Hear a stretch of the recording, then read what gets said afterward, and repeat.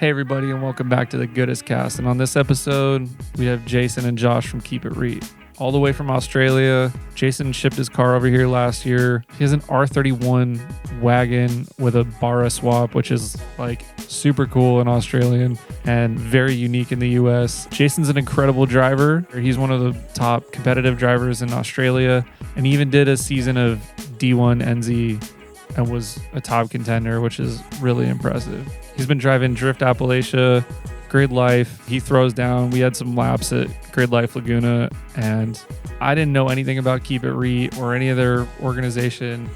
We learned about them throwing events, giving away cars, all the stuff that they did to get where they're at now, traveling the world and driving. He announces some cool stuff about his future in the US and what he's looking to do here on this podcast. Check it out. Hey everybody, Tire Streets time. Goodest 651, 20% off the 651s. Dude, that's what I use. Those are the rubbers of my choice. Those are what I slip on my rim, you know? Those are what I mount. You know what I mean? Tirestreets.com/goodest. Click the link in the description or just type what I just said in because that's how I get credit. And, get yourself some freaking rubber boys for whatever you want. They got it all. Like any kind of rubber you want. Thanks.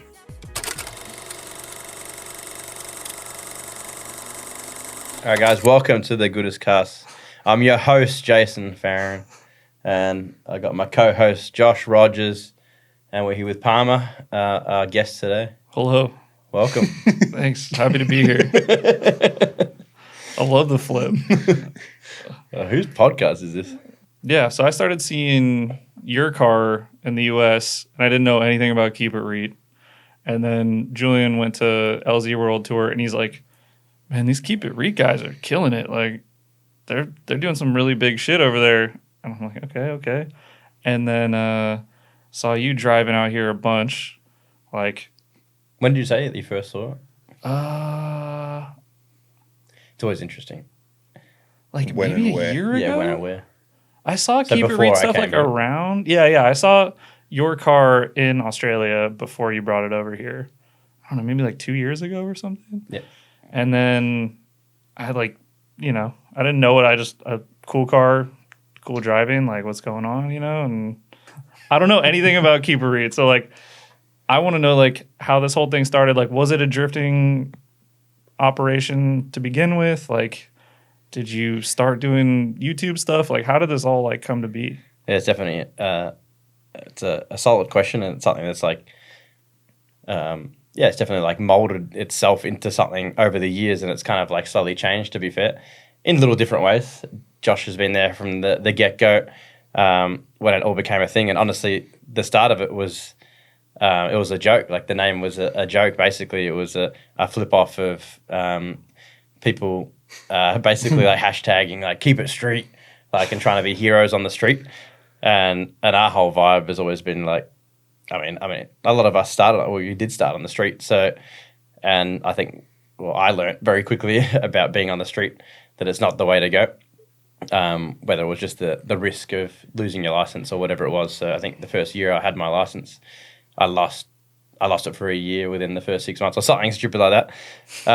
And so I quickly went to the track and realized how cool it is. And I was addicted ever since. So fast forward 10 years of being in the sport, checking it all out, seeing what I enjoyed. We didn't meet until probably 5 years in, and we just kind of vibed and kind of bounced off each other. Used to think this guy was a goose at the track. He's always in his R31, had a purposely rusty R31 body, had sanded it back to be completely bare metal, so it rusted out on purpose. And but the way he used to drive, mungies up the straight, it was just this guy's always in the way. But then we actually met, ironically, after you crashed a car, a big crash. We just started talking and hit it off from there. But we came from the same place, streeting when we probably shouldn't have been. Jason got in a bit more trouble than I did. I managed to go my street career without sort of any trouble somehow. Yeah, I lived in the heart of getting in trouble in the eastern suburbs. I feel you've always been northern. which is It was east, but it was always like oh, that's right, you were east. in the hills. Yeah. So strictly in the hills. Bit more country. Yeah. But out of sight, out of mind. Yes. So yeah, it sort of started with the track days and loving drifting from the get go. Like being all for it, seeing every part of it. We went to Japan together in like 2013, I think it was. Oh, that was my first time. Your Second first one was 2016. Yeah. Anyway, just liked all that vibe, and so the whole keep it street thing, like when it's such a hard one to explain, but it was basically just I was ready to start my own event, and it was just basically to get my friends on track. It was like I've seen a few people do it. I'm not really digging what the current club at the time was running. I just didn't understand. I was like, I want to see this, no groups. I want to see night drifting. The Ibisu style. You've been to Ibisu? Mm-hmm. Yep. So the Ibisu style of just go out when you want with your mates, come in, fix your cars. That whole with the one Jason's talking about where it was currently set up was groups. So you had to come in, you'd miss a session. It'd be annoying. You hope you're with your friends. Yeah. It's honestly it caused that crash. It's one of the reasons you're like, when I was in that rusty car, you go out and you're waiting an hour for your session, and then you're like, I've got to make most of this 20 minutes.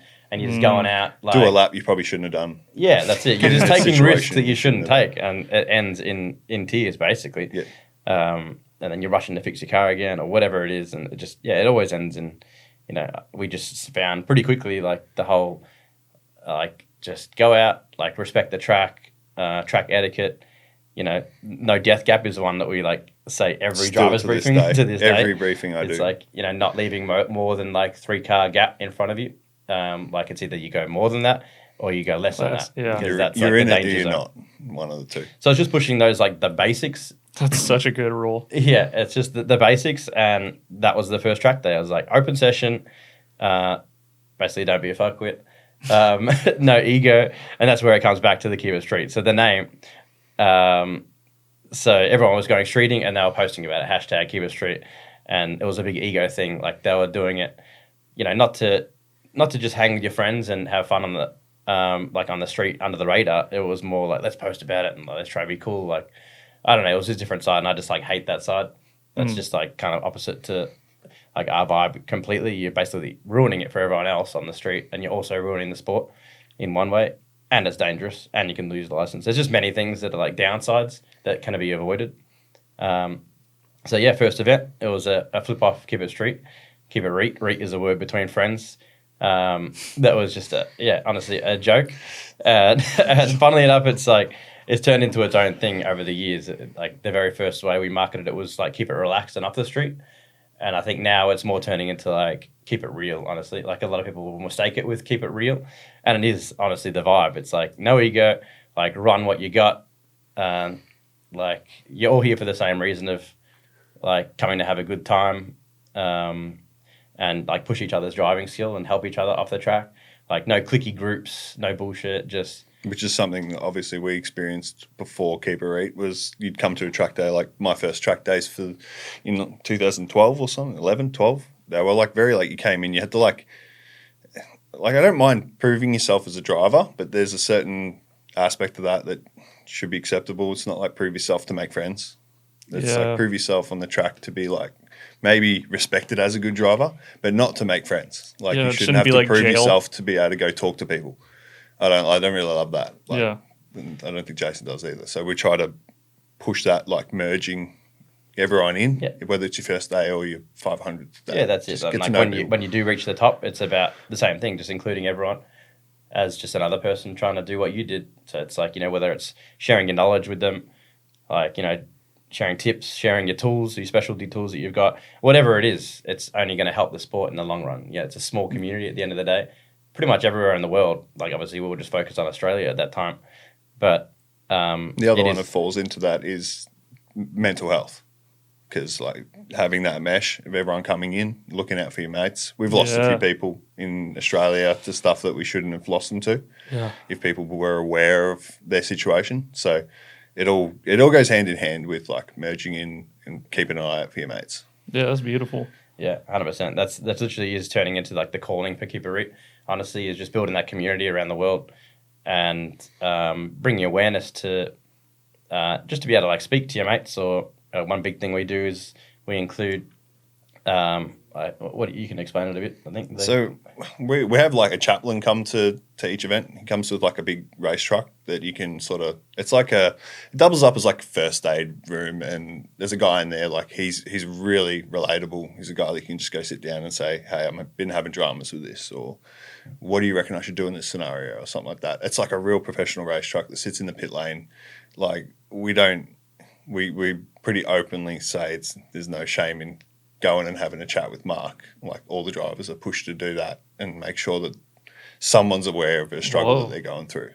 So that's a regular occurrence. Not every time, depending. He's a busy man, but as much as we can, we get him down to the event, and he's like one of the boys. You know, like he's an older dude, but he's one of the boys. The way he talks to you and treats you like a big hugger. Yeah. Big hugging guy, but. Yeah, because like at the moment we lost someone that was pretty dear to our community, Chris DeJager. I don't know if you've ever heard of him. I haven't. Yeah, so to like depression, mental health issues. Yeah, and no one knew. That's probably the biggest point. Like, and not until COVID, like we were a few years into running Keep It Reet, and we were running I think one of the only competition series at the time, and he was extremely competitive. Like he was but in a good way. Where he'd help everyone. He was like exactly our vibe, but his release was drifting, and that's what it is for honestly all of us. It's like forgetting about the day to day, just going out having fun, just forgetting about your issues completely. Basically, it turns into just the adrenaline, the hanging with your mates, having a laugh, zero pressure, and forgetting about your problems for a second. So for him, that was massive, and no one knew at all. He would talk your ear off for hours about anything to do with drifting and the technical side of it and whatever. But when it came to anything personal, he'd just sit at home and kind of just let it, dwindle inside. And I think COVID amplified that pretty badly. Yeah, he didn't have that release at all. Drifting was his thing. It's either that or work. I think work slowed down for him. And, unfortunately, he took his life. He couldn't handle it anymore. So that was a huge shock to everyone. It was a massive. That was probably a real turning point for Keep It Reet as well. We probably didn't realize that was such a thing before Chris took his life, and then that sort of pivoted us to be like, this sucks. Like, what the hell? Yeah, like, big time. You don't realize it until it happens. Unfortunately, a lot of the time, like you don't realize it until it's too late, and you're like, do something about it. But like we've been pretty active in doing something about it from that point on. So hopefully it doesn't happen again. Yeah, pretty much. Like, it's kind of one of those things that I think everyone knows is there in the background of like, when you go on a drift, but whether your awareness is that large that it's really the reason you started BMXing, skateboarding. Like almost every drifter is a BMX skateboarder. You're avoiding something when you were little, then it quickly turned into drifting. Like that was your thing. You could spend a lot of time. You could focus on it. You could learn about how to pull a motor apart. You could learn to whatever. There's so many different parts of it that play into the sport. It's kind of why we treat it with such care. I think the community and be so open and just let everyone in no matter what. Like there's no reason to discriminate in this sport being so small already. So, and I feel like that's why, we've got to where we are with this is because we've stayed true to those like values and morals within the sport, and, driving hard and everything else around it is just a kind of a byproduct from it. It's just expressing yourself, I guess, at the end of the day with your car, your build, how you style it, all of that really in one.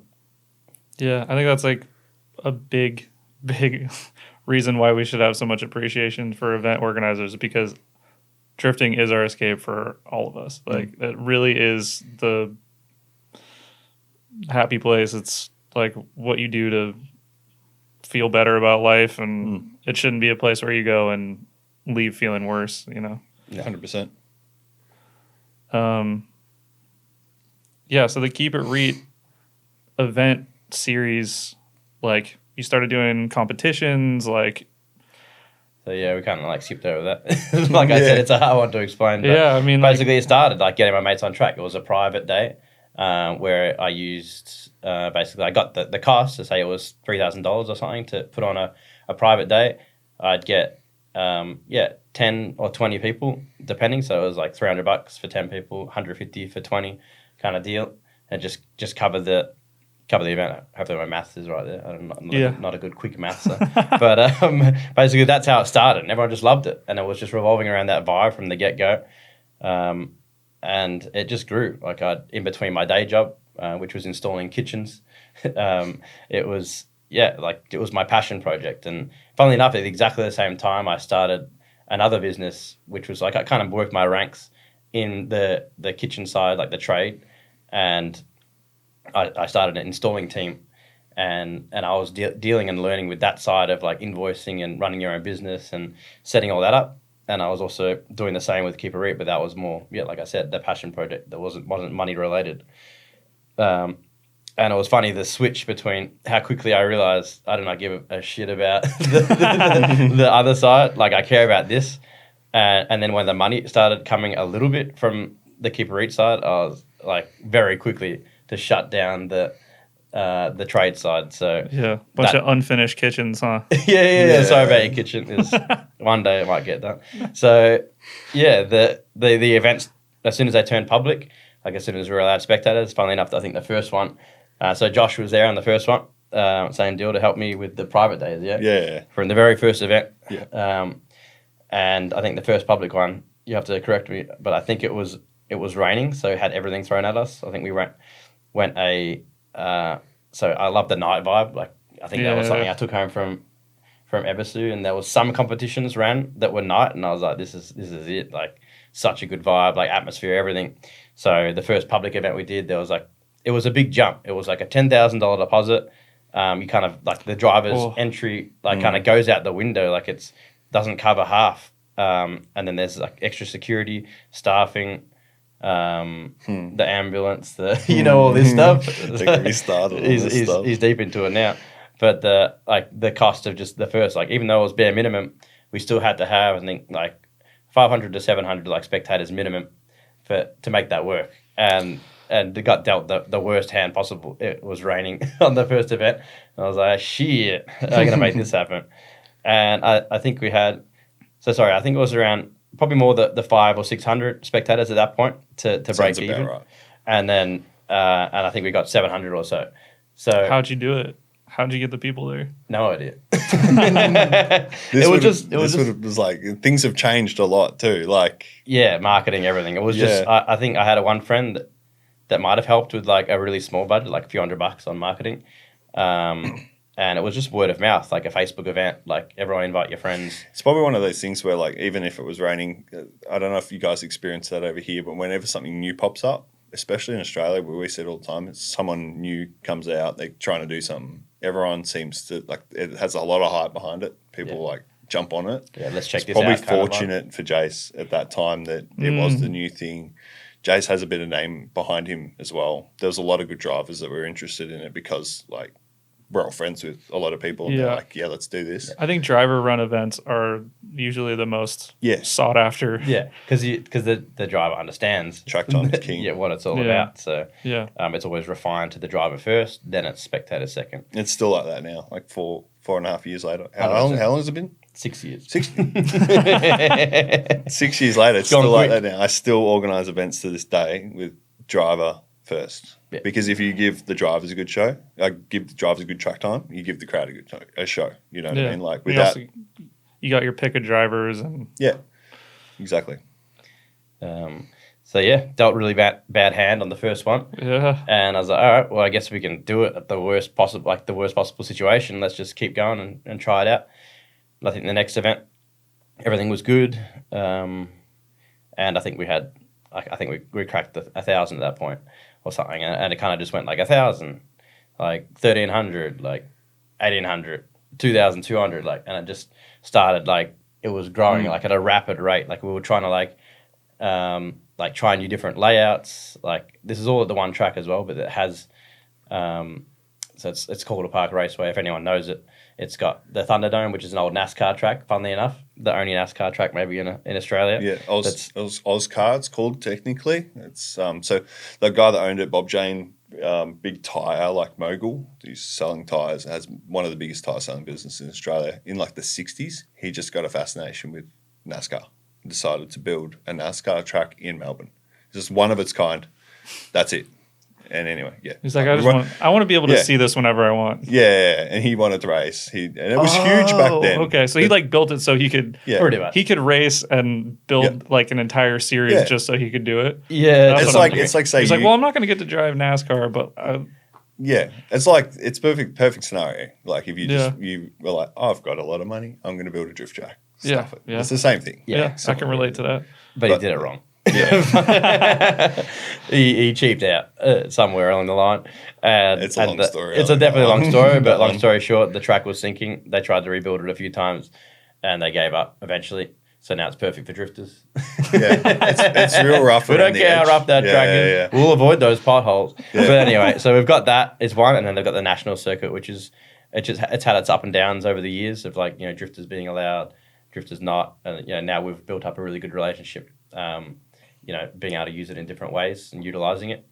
So either way, back to the story. We were running different layouts to bring something new every time and something exciting for the crowd. Whether it was DJs was a big one, like DJs, food trucks, and just little side shows, whether it's a show and shine or something different each time. I was just trying to involve the crowd and get new people to the sport, basically, was the end goal. And it was really working well until COVID. It was kind of like instant. I just started full time with Keeper Reet right before COVID too. So you left your job. Like the events were hitting the ground running. Like, and Jason was a few times. Jason been like, "Hey, you want to come on board full time? Because I think there's potential of bringing you on." And I was building phone towers. I was a rigger at that point, and pulled the pin on that and went over the COVID time, Keep It right before COVID time, which was good. I was very so you're sweating. You're like, what did I just do? Yeah, I could have always gone back, but I was like, I don't want to go back. Yeah. I can see, I don't want to be doing that in 5 years and looking back at Jason Keeper and being like, I should have just stuck with it because it's such a cool, unique thing. I think I'm the only full-time drift event organizer in Australia. There's no one else that does it. To my knowledge, like full time. Yeah, for sure. Yeah. So it's a dream job for some, but I could never do it. I don't think. Yeah, it has its ups and downs, but it's mostly good. Yeah. Anyway, we sidetracked. COVID. Yeah, don't. Constant sidetracks. COVID. No, it's good. It's honestly painting the picture, in much more detail to what it is. There's still so many things. Yeah. Ins and outs of it, but honestly, I think the biggest thing to take from it all, it was always like passion driven and kind of intuition. Like I think when I sold you the dream, it was like, I can see you're really good at this. You're really passionate about it. Like, do you want to do something like fun? I know it might be a bit of a pay cut, but let's see what we can do together. Like, let's see where we can take it. And that was basically everyone that's joined Keeper Reet now, which we're at 10 or 11 people. Wow. It's always been like, you're leaving something that's secure and paying you probably pretty well. And you could like stay in that, comfy ass, boring ass job to some degree for the rest of your life. Or you can join something that's really cool, maybe take a pay cut, focus on something that you're passionate about. Yeah, literally it was. It was at the time, it was a pay cut. And it was just like, but I will enjoy doing this. Yeah. Like I'm happy to take a cut for something that I do already. Yeah. And I get to do it and get paid to do it. Not many people get to make money drifting. That's a very difficult thing to make happen. 100%. And so the fact that you guys have built like not only something for yourself, but to bring other people in to make money being involved with this crazy sport is incredible. For sure. It's definitely come a long way. And there's an aspect of that needs to be there that like Jace has always said that in order to keep your passion, because like running drift events and being involved in that, as you know, like there's a lot of questions from drivers. There's a lot of people that don't know what's going on. There's a lot of like after hours, you go to work, you come home, you still got people messaging, hey, what's this regulation? What's that? How do I build this car? How do I do? For it to be a long-term thing and for it to be viable for someone to do, Jace has always preached this, that like you have to be making a little bit of money from it to keep you hungry, to keep improving, to keep growing, to keep striving to do better bigger things. Otherwise, if you just do it off the back of your, like you just burn out. Yeah. You know. Which I should say that relates straight back to a lot of in Australia, a lot of the clubs are like volunteer run and they're like a non-for-profit style. And that's the biggest flaw that I noticed. I was like, it kept on changing hands. I was like, it would come in with someone really passionate. They'd bring in something new and it'd be cool for a few events. And then very quickly, Year, you'd see 2 that years person's later, getting burnt out. They got a full-time job. They're getting messages on the side. They're trying to run a whole entire event and basically get nothing out of it. And often get painted in a bad light because, you know, I mean, I'm sure it's the same in the States where it only takes one thing to go wrong and all of a sudden, like the event organizer looks like the idiot that's like ran a shitty event. Even though there's so many other stories behind that led to a decision being made to make you think that. But like that kind of scenario just burns you so quickly. You're sort of just like, why am I doing this? Like there's literally no reason. I'm dealing with being stressed. Only so far passion will take you if you know, I know you'll be persistent, but if there's no like sights at this paying off, like why would I do it? Like, you know, I'll go to that like comfy job where I can day to day go home and forget about it. You know, forget about the job and just chill out on the couch or whatever. Yeah. You know, but if it's honestly is like if it's something passionate, it's going to be something 24 hours. I think that's why they say like any business is going to be successful has to start with a passion because it's the only thing you're going to like take all the hits and the fails and keep going.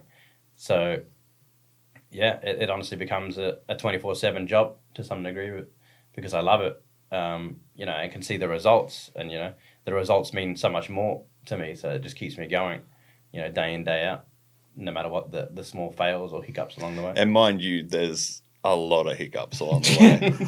Like, it might sound like, oh, you know, Jason's like, oh, you know, 500, 700, 1,300, 12, but it's gotten to like 3K, but then we've had a shocker of a night and it's raining and we're losing money. Or we've run competitions, Jace probably hasn't got into that yet, but we've run competitions where we lost, I mean, I see it because I do the budgets and do the end results. We've lost 16 grand on one event, like just, but we've taken the hits and the wins because we want to try things and sometimes they don't work, sometimes they do work, but it sort of evens out and we just take the hit and keep rolling. We have to keep pushing. Yeah, but that's the biggest thing because it's for the love.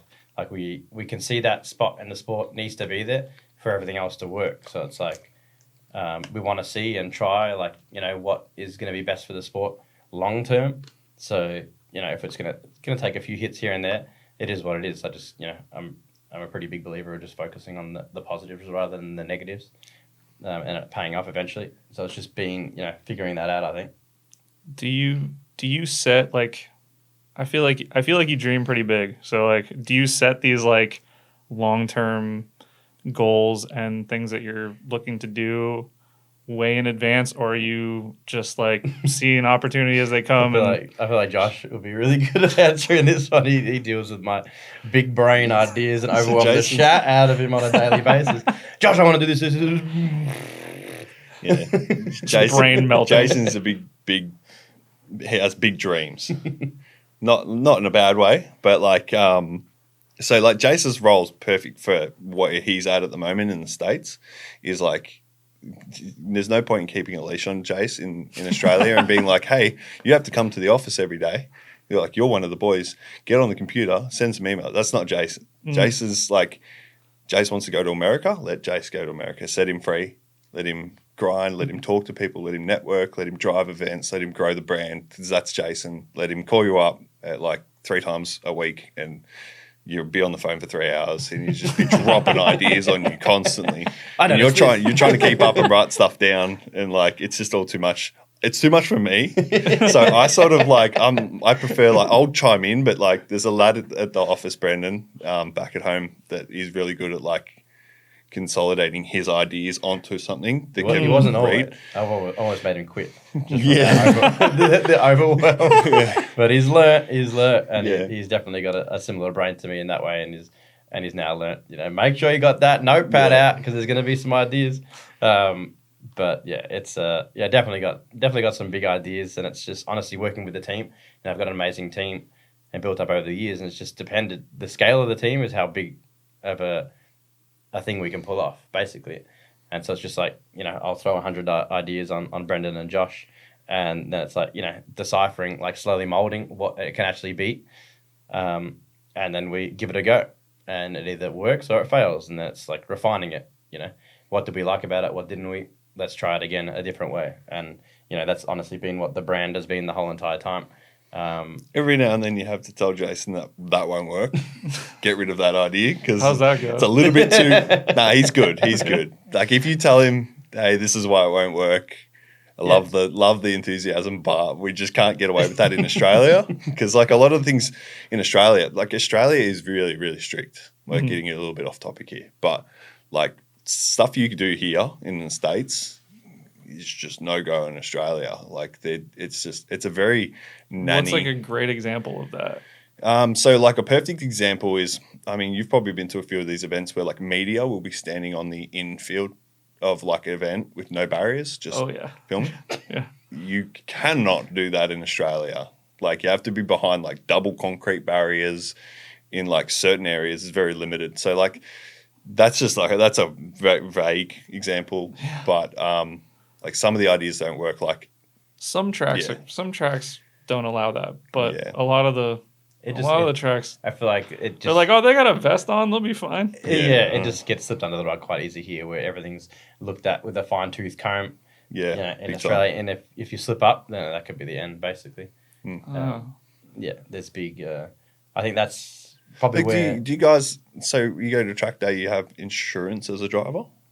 No, never. Yeah. So every driver is signed up to like a yearly license in Australia. Interesting. And so like if you roll your car and break your arm, you're covered by the insurance that we pay for as a part of insuring that event. Same with like. So I think some of the event organizers need to have insurance to rent certain tracks. Yeah. But some tracks most of the time it'll be spectator though, not driver. So it'll be if your wheel comes up and smacks a spectator, it's going to cover you getting sued pretty much. Yeah. Which is as long as you've got everything in line. You have to have all your fencing right. Like there's so many rules. There's like gaps on fencing, and certain fencing has to be here and there. Because in Australia, like if something's not right and someone gets hurt, they will just like come down on whoever's in charge. Whoever's supposed to have made sure that fencing was there, or that permit was correct, or that driver was licensed, they'll just throw the book at you. Is that why so many Australian drivers love going to Japan to drive? Pretty much. Yeah. Because I know when Hurt came to Australia, we got him to get a license. He was like, what's this? That's why I had an inkling that you guys probably also don't. Yeah, I've never bought like driver or track day insurance. Like people with like GT3 RSs can get it through whatever company, and they're just going to go drive in the middle of the track at like 60 miles an hour anyway, so they probably don't need it. But it's very strict in Australia. I'm not sure where it gets all of that from, but we make it work at the end of the day. We try to like do what we need to do, but keep it still loose and high action, constant going. Like it doesn't really take away from it, because I think we do a very good job of hiding the fact that it's so like Karen vibes from the insurance side of things, if that makes sense. But then like we kind of hide that very well. I mean, being as loose as we can. Pretty much dealt the worst hand, but then we definitely make the most out of it for sure. Yeah, my experience with Australia was halfway hangs at Rayleigh, so it wasn't super strict. Yeah, there's certain tracks and venues where they'll be pretty lax. That they would have got away with nothing major going down in the past, so they just like pretty like blasé with it. Yeah, not side note to the insurance stuff. Like it's very much like I think Rayleigh is like a go-kart track. It used to be like it's like an abandoned water park. Yeah, when you start going to like Queensland Raceway, Calder Park, Winton, like all these like business. State level racetracks and big business corporate. Yeah, they got a lot to risk. Getting behind, like that's behind it, like government, whatever. Like that's when it's like you have to be by the book. Long sleeve, long pants, closed shoe, this and that. Like there's all the regs. Like now you basically need a roll cage every car to I think tandem the same passenger. Thing, You can do solo runs without cages, but you need to have a half cage with. They brought in the latest rule, which I've seen proof of it working because the car got hit pretty bad at one of our rents this year, side on. It's we got a half cage with side Door bars. intrusions. Yeah, we call them side door bars, same thing. Yeah. They go down to sort of as far forward as they can. A lot of people get them through the firewall. I actually saw an R31 get stoved by like a falcon. You know what a falcon is? Yeah. The mighty falcon. And it if that bar wasn't there, the passenger's legs would have been in trouble. So I had my doubts. I thought they might pull out of the floor just because they don't have a front leg to attach to. But yeah, proof's there already. Did its job once. So I'm pretty impressed at that. But you cannot drive in a tandem or with a passenger next to you if you do not have that cage. So you can only do solo runs on your own. Yeah, that's been a rule at Sonoma in NorCal for like a long time. Like I had a half cage with door bars in my daily. Yeah. Just because mind you, that depends on who you're insured by. So it's not the same everywhere. So if you go to halfway hangs, they probably don't have that rule. Yeah, they didn't. Yeah, it's because it depends on who your insuring body is. Yeah. So that's the one we go with. We have those rules. Yeah. Which I'm not too disappointed with because at the end of the day, like I don't want to be like, hey, you guys don't need cages because our insurer said it's all good, and then someone ends up in a wheelchair. Yeah. Like I'd rather keep everyone safe at the end of the day. Yeah. Keep them driving. Yeah. So, it doesn't hurt to go overboard on the safety stuff. But $1,000 on a cage. It's just hard when it's like it's supposed to be the budget sport. At the end of the day, it's all really young people. Like, our audience 18 to 35. We always see the same. Heavily male dominated, obviously. It's hard when you got a street car too. Yeah. There's a big where we started. Street cars. Paycheck to paycheck, just trying to make it to the track day. Let alone buying tires and getting a cage and all this stuff that just unfortunately, it's just getting to that point where we have to. We try and work around it. Like, we've got days that are more chill. Like, we've got the drift school and then the intermediate. But then as soon as it's, like, you're jumping to, like, the grassroots, like, more competition, tandem and all that, it's just unfortunately just is what it is at this point. I suppose one good thing these days, like, and a new thing is our drift school. It's become a really big hit. We're probably the only people in Victoria that provide somewhere you have to have your own car. But we bring instructors from the competition side of things. They'll take the day off work. They'll come out. They'll jump in the car with people, teach them how to drive. Yeah, that's cool. We have about 40 people there once a month, split between like the drift school and then like an intermediate version, which is like your level 2 where you go out on the full track on your own and you can do your thing. You don't need a cage for that. So, because it's still low speed and we control it. And the idea is instructors get in your car. So there's still a place to do it, like without a cage. But, as you step it up. Not like here in some spots, no doubt. Yeah. Used to be pretty wild back in the day. You just no cage. Yeah. Didn't matter. Yeah. It depends on the track. Yeah. Yeah. Which I think is a good thing. I think that is really relevant. It depends on the track. It should depend on the track. Because at our local track, Quarter Park, I don't think you're rolling. Like, I'd be solidly impressed if you roll the car. Yeah. But if you go to our track that's a little bit like further north of Melbourne, Winton, about 2 hours north, cars roll there. They're going real quick. We've seen them. Well, that's where my crash was. I didn't roll, but like the worst corner, it's like a fourth gear corner, like good speed, and the like if you're going off, it's down a ditch. So it's like, it's very high chance if you come off sideways and hit that ditch. Low like profile, guaranteed. tyres, deep dish rims. Yeah. Dropping off. The combo is usually going over. But like a lot of people will drive Quarter Park only, like the close track, and then not Winton. So like it'd be good if it was speed relevant. I think the roll cage is the rule, but it is what it is. Keeps people safe at the end of the day. Yeah, that's it. There's always the freak occurrences that can happen. So safe's better than not. I'm sure. Yeah, for the extra $600 or whatever it is, if you're saving your legs on that one-off chance or whatever it is, then I think you're gonna be pretty happy about it. Yeah, I'm sure. Sweet safety stuff. Yeah, boring. Boring. Cut it out. CoroWorks, baby. They got the coolest shit. CoroWorks is the fucking...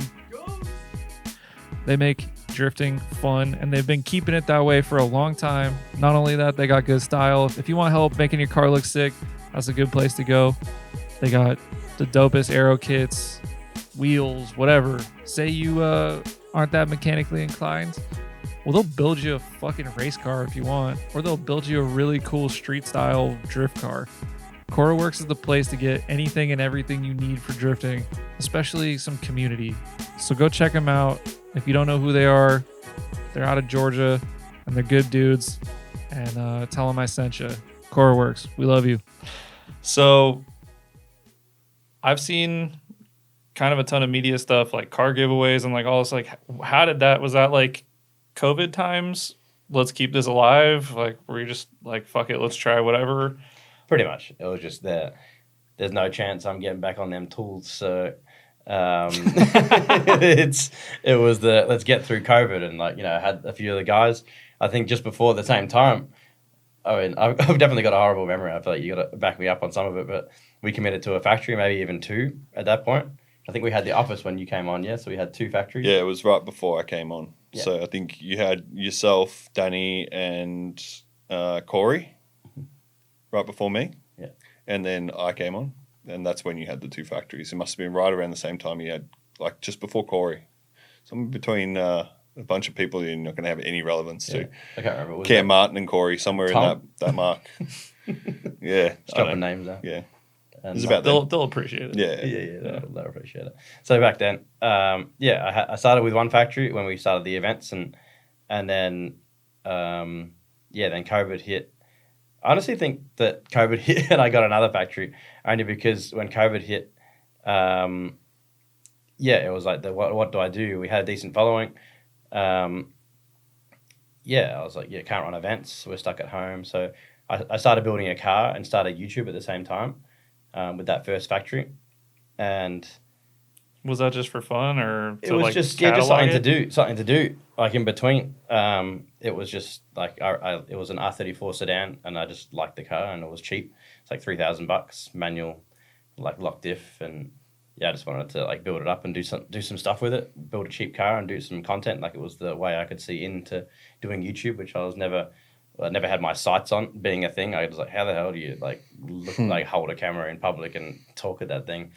So I just did it in the side. Like I went to friends' workshops and would take the car and just started small with it.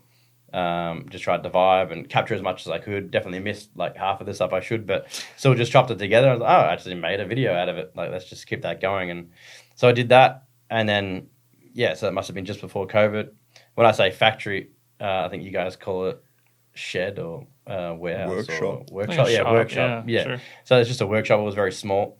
It was, I'm going to have to try and convert meters to feet. I got no idea. Just do it meters. They got calculators. We'll figure it out. It's like 50 meters deep. No, not even. It was like 25 meters deep or something. 30 meters. 50 feet, something like that. By like 20. God dang it, 20 or something. So it was like long and kind of skinny, and I just make do. Just it was a good little space to work on the cars, and so COVID hit, and I was like, I gotta try and make this happen. I think I bought a house and had my first kid at the same time around that. Oh shit! So it was all going down. I had a few employees. It was all happening. So I was just like, were you panicked? Like, I would definitely. I don't know. I don't really panic. Jason doesn't panic. I was like, I would have worked out. I've never seen. I don't think I've ever seen Jason panic in 12 years. Forever calm and collected. Yeah. But I was teach like, me your ways, man. I'll teach you. You got to do. I was like, got to do something. So I saw one other guy doing car giveaways at that time. I was like, okay, I'm sure I can figure this out. Like I've got the car, got the workers, and I can be in front of the camera now.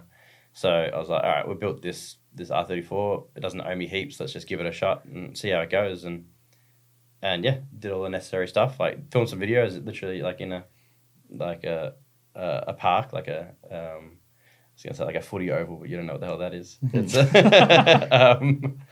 I don't even know what a goose sports is. Oval. Sports oval, yeah, park where children play. Basically, went You down. don't realize how many little things that don't cross over. Literally, so being my first day here, I'm realizing this very quickly. Can we note that you just landed in America for the first time? yeah, probably should note that. Yeah. I picked this right up from the airport and straight here. I was like, surprise! How podcast. long flight? Like, what's the time? Keeping it alive, It was no 16 problem. hour, I think, something like that. Like 5 hours ago, landed. So, It's all right. We're doing good. What a fucking legend. Machine. Where was it? So, filmed a video in a park with my phone, and just filmed a couple of little ads, and got my friend that was like working for a company doing marketing, and he was happy to help out to just put a low budget campaign out there, and had the website set up for the events already with the tickets and all that. So I just used that, and like that's a website I built as well, just like very bare, basic. I don't know if you know Wix. Yep. But yeah. Just slap that together. Looked like a PowerPoint Still presentation. use Wix to this day. Still using Wix to this day. That's it. It does the job. Hanging in I mean, there. you can make it look Not professional. for Enter everything. discount code Keep It Reet for 1 free month. Don't. Yeah. It's probably just chilling in the background there, so don't use that code. Anyway, so yeah, made it all work through all that somehow, and yeah, it worked. Like it paid the value of the car, like buy 2 or something like that, and it was enough to then buy something a little bit better and do some YouTube, build the car, and do it again. So I think I was kind of doing roughly one a month or so. Whoa. Just because it was full time, and I had a mechanic, so I'd go and pick the car, bring it back, and it was most of the time a piece of shit. Like it needed something, like it needed suspension, wheels, like paint or whatever. So to just be like, all right, let's get it done. Like, and that's what we do. Like as drifters, it's always just making it work. You know, we've all got kind of an experience with buying and selling cars to some degree, or fixing them up.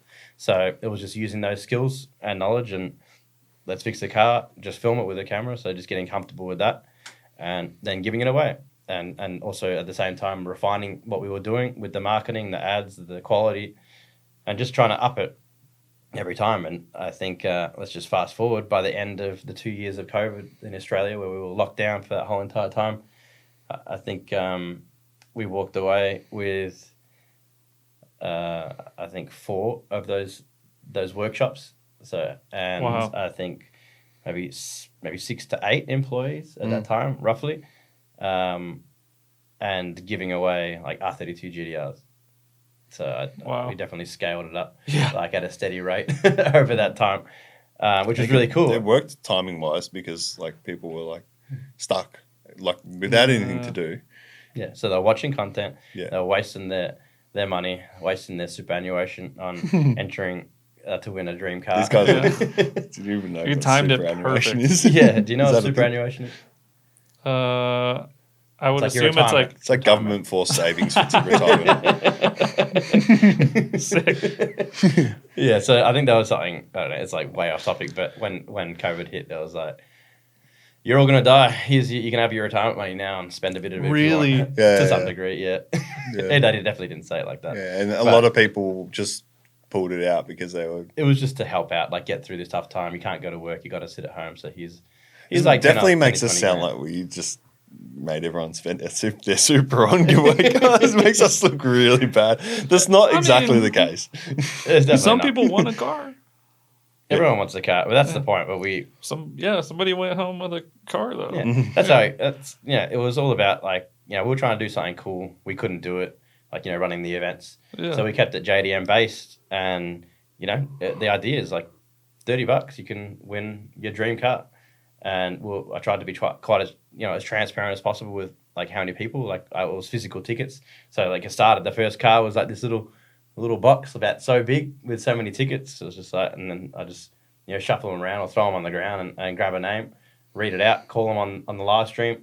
Like I tried to be very as transparent and legit as possible. There's no bullshit. Like it was just basically this is our get through COVID like idea, and someone's going to get to win a car, and we get to document it, and it was kind of a cool little thing, and it was it was awesome that it all worked out, and by the time we got out of COVID, like we've got something to like back us, and at the same time, now we've got some funding to go hard with these events again. Like let's come back strong. Like let's do it all. So Josh. So that was the goal the whole time. Like as soon as this is done, let's get back to the events. Like that's what we're passionate We about. were trying the whole entire time. So the regulations are going up and down like this. Josh knows like you were just like running around doing little things in between. Like, Yes. So I actually knocked back to like 3 or 4 days during COVID. So I left my job and then came on with these guys, and then sort of had to take a cut again because we were like, it just we needed to stabilize, like Jason Danny couldn't be forking out heaps of money, and we just had an agreement that I'll step back a little bit because my field's not popping off right now. Had to be smart about it. And then we just hit the ground running when we came out of it. But like, the goal for Keep It Reet has never really been to like the giveaway side. It's good, but we've always been an events company first and foremost. So that's the goal. Like it's not. Yeah, it's always revolved around that. It's like enter to win a car and support us. Yeah, like running, drifting, and growing the community in Australia. Always the goal. Like at the same time, we were posting heavily. Like I've got not only the Keep It Reet, like Instagram and Facebook. I should mention the Keep It Reet Facebook was like my personal driving page. Like I've got Jason Ferron Drift Instagram. I had Jason Ferron Drift Facebook page. But I just transferred that name. I just stole it to start Keep It Reet and kick it up. And at the same time when I started Keep It Reet, I started a Keep It Reet drift community group where it's like a forum, like old days. Like guys can ask questions. Doesn't matter. There's no dumb question. It's like how do I install a handbrake? How do I do? I've got this issue. I was like promoting people. Post your car. Like tell us what you're doing on your car. Like I was trying to get like the conversation going there. Which was a cool part of it. It's still cranking over that page to this day. Like it's still. It's got like 6,000 or 7,000 people on there. It's got 12 or 13,000 people. Wow. There you go. Yeah. So that's cool. It's growing. It's always been a big part of. We just kept it there. Like we post stuff in there that we want the community to know. Other things that are going on. We let other drift organisations sort of throw stuff in there to let drivers know what's going on. A lot of school stuff. It's good. It's a little because like I don't know for you guys in America. Did you ever tag onto the nissansylvia.com? I was nissansylvia.com. I was Zylvia. Zylvia. Okay. Zylvia was like because those pages were huge back in the day. Oh yeah. Like that's where before Facebook was a thing. That's everyone used to revolve around those pages to get advice. I call them the sacred texts. Yeah, yeah. You're like, how do I wire that? Like, ECCS relay is not working. There's always still like there's some there's some write up on how to fix it. And Facebook and stuff kind of like took that away to a certain degree. At least in Australia, I don't know about. Absolutely. Over here, forums completely died with Facebook groups. Yeah, and like for a while, you couldn't search for anything for a while, and it was just like because someone would ask a question, then it would disappear in the in the constant. Like it's a forever thing. It's there's no SEO. There's no SEO related to it. You can't look for it on Google. Like you could find like people's full builds on that, and you could like go through step by step exactly what they did, and it was awesome. But like I still don't think Facebook ticks that box fully. Gone are those days, but at least there's something there for people, a forum for them to ask questions. So back to the COVID times, and I think you, I think you're doing 3 days. I should mention that through COVID, the government was supporting businesses to some degree too, with little grants here and there, just to get by, because obviously everyone's business did suffer. To some degree, and we couldn't afford to have Josh on full time, but they'd sort of like personal grants. So I think you would apply, and you'd cover those few days at home, or it would vary for every business and every person, like individual. But we were still trying to do everything we could to keep the business going one way or another. And every time the opportunity came up, we'd try and squeeze an event in. So I think like. We actually ran through COVID. Yeah, we ran a few events, but they just had huge restrictions, so like no more than 500, no more than 200, no more than whatever. So we just had to cap it. I went to a couple of those. 500 people. Don't care. Send it. 500 people and their dog and grandma and brother and sister. Yeah. 500 people wanted somewhere to counting every second person. You get like people wanted somewhere to go. Like there's nothing to do. Life completely ended. You're outside. Yeah. Like you can distance. You're not inside a building. Like it's Anyway, we know the struggles of that, and we went through it, and we made most of it. I heard tire dust kills COVID anyway. So that's 100%. Yeah, 85. Or creates it. I don't know. So. Anyway, we got through that, and it was cool to run. Like we had some new tracks up our sleeves. We tested a few things. Like it's the same thing. Like going through hard times teaches you new things, and opens your eyes a little bit. Like I feel like a lot of people like they'd find their passion through COVID just because they were forced to kind of sit at home and think about it. So like it honestly refined us. And at the same time, obviously we spoke about Chris taking his life through that time and being a big shock to us and us refining, what it is we do and why we do it. And so we came out of it like, really driven. And so we went hard. And we just brought the events back, strong, running Matsuris. I think we went, yeah. And Friday night juice, which is the one we do regularly. Yeah, I've been seeing that a lot. 5 p.m. till 11 p.m. on a Friday night once a month, give or take. That's perfect. Yeah, it's good. It's such a little niche thing for the audience. Like people are like, what are we doing tonight, boys? You just finish work on a Friday, you're like, nothing on, boys, let's go. Friday night juice. And very, very popular with families, like big Absolutely. time. We had like 500 total people, I reckon, at the last Friday night juice. That was like a family pass. So like half of that is kids, 250, 300 kids. So like really cool. And then we were doing a competition series at one point. I'm like sort of skipping through this a little bit. You could elaborate on each one, but like a competition, a pro and amateur competition, then refined later on into like just a sort of all-in-one because we were struggling to get the pro side of things with like high grip tyres and stuff like that. Australia scene's not quite there for the cars. And then we've got our Reet series, which we call them Reet series. They're Matt series. Just Reet, makes sense. Yeah. In different places. They're the ones we will like go to another state if we can, do a track like halfway hangs style event with the multiple day, send it with your mates. That was kind of our way to mix with other states. Apart from I was, while running Keep It Reet, trying to do my own driving thing, whether it was like building cars and taking them to different states or trying competitions or whatever. I was doing that between our own events, but we were trying to cover all bases to some degree. Yeah, we pretty much still, we've sort of just dropped our competition series, but we're looking to do things in the new year to pick up a bit of competition stuff on the side. It's just not a main focus for us because it was very hard to make work. Yeah. Running competitions it's a lot of work. Yeah. Yeah, and people just don't care. People are interested. That's probably the biggest part of it. And unless it's FD.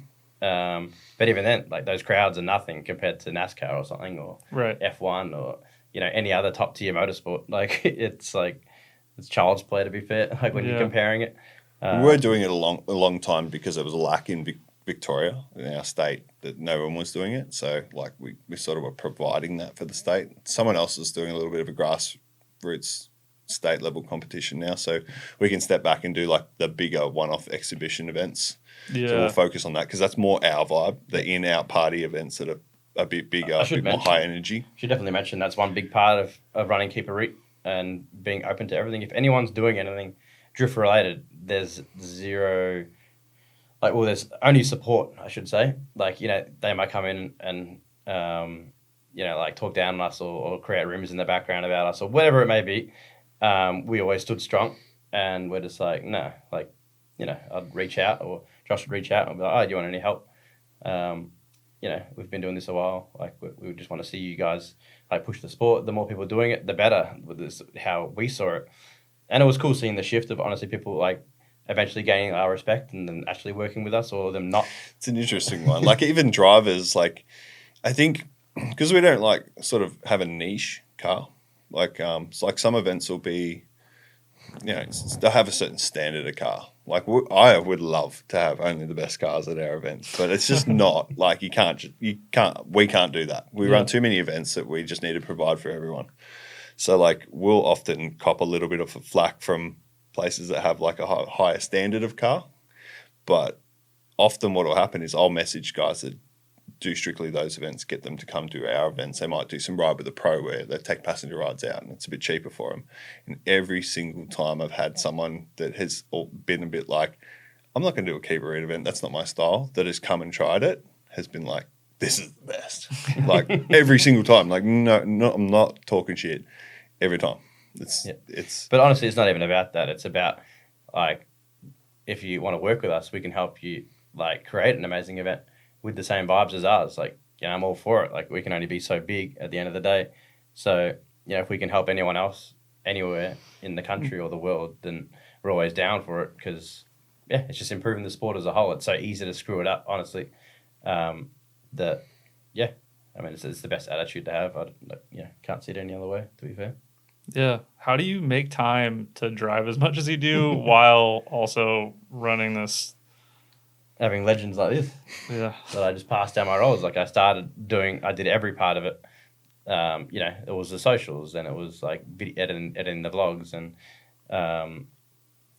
building the website and running the events with my wife Danny. And so it was just us at the start, and then obviously Josh was helping at the first events, and it was more so like volunteer style then. And then as soon as it made sense, as soon as we were earning something enough to cover someone to take a role, I'd pass that on. So it was Josh, and then it was like a mechanic, then it was website guy, media, marketing, like whatever. Just kept on going, kept on passing it, and priority was always still me driving, and a lot of the time it was just me driving my own events, and I'd throw in like another local club event where I could, or competition, because we weren't running competitions at the start.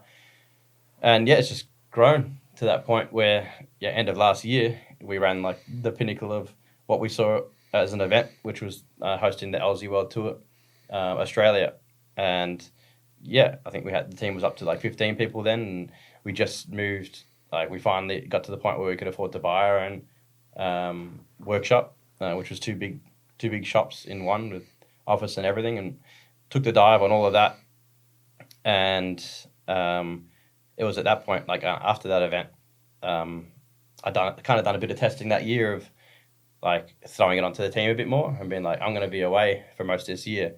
Like I did 3 out of the 4 of the rounds of the LZ Tour. I did, I think I did like probably like national series. I flew, I think to Japan twice. I did like, and we were living like in Queensland. I think there's another state for a bit. So it was a bit of like a test. Like let's see how I can work with the team and manage it, being on the road and being away. Like kind of throw them in the deep end to some degree as like a test to see where I can go with this, what I can do. And just made the call kind of like mid to late that year. I think I'm going to give it a go. Like, I always wanted to send, I did New Zealand, I should say, that year. So I did D1NZ as well. Wasn't around much at all. Yeah, it was definitely most not around. Of the year out. And even when I was around, I'd come in for like an hour. Did you battle Keisuke at all? No. Were you? He was doing pro spec, whatever they call it. Pro I sport? can't remember what they call it. You're doing top tier D1NZ. Damn. Yeah, straight into that with the wagon. So I came second in Australia the year before, and that was the first year. So I did half.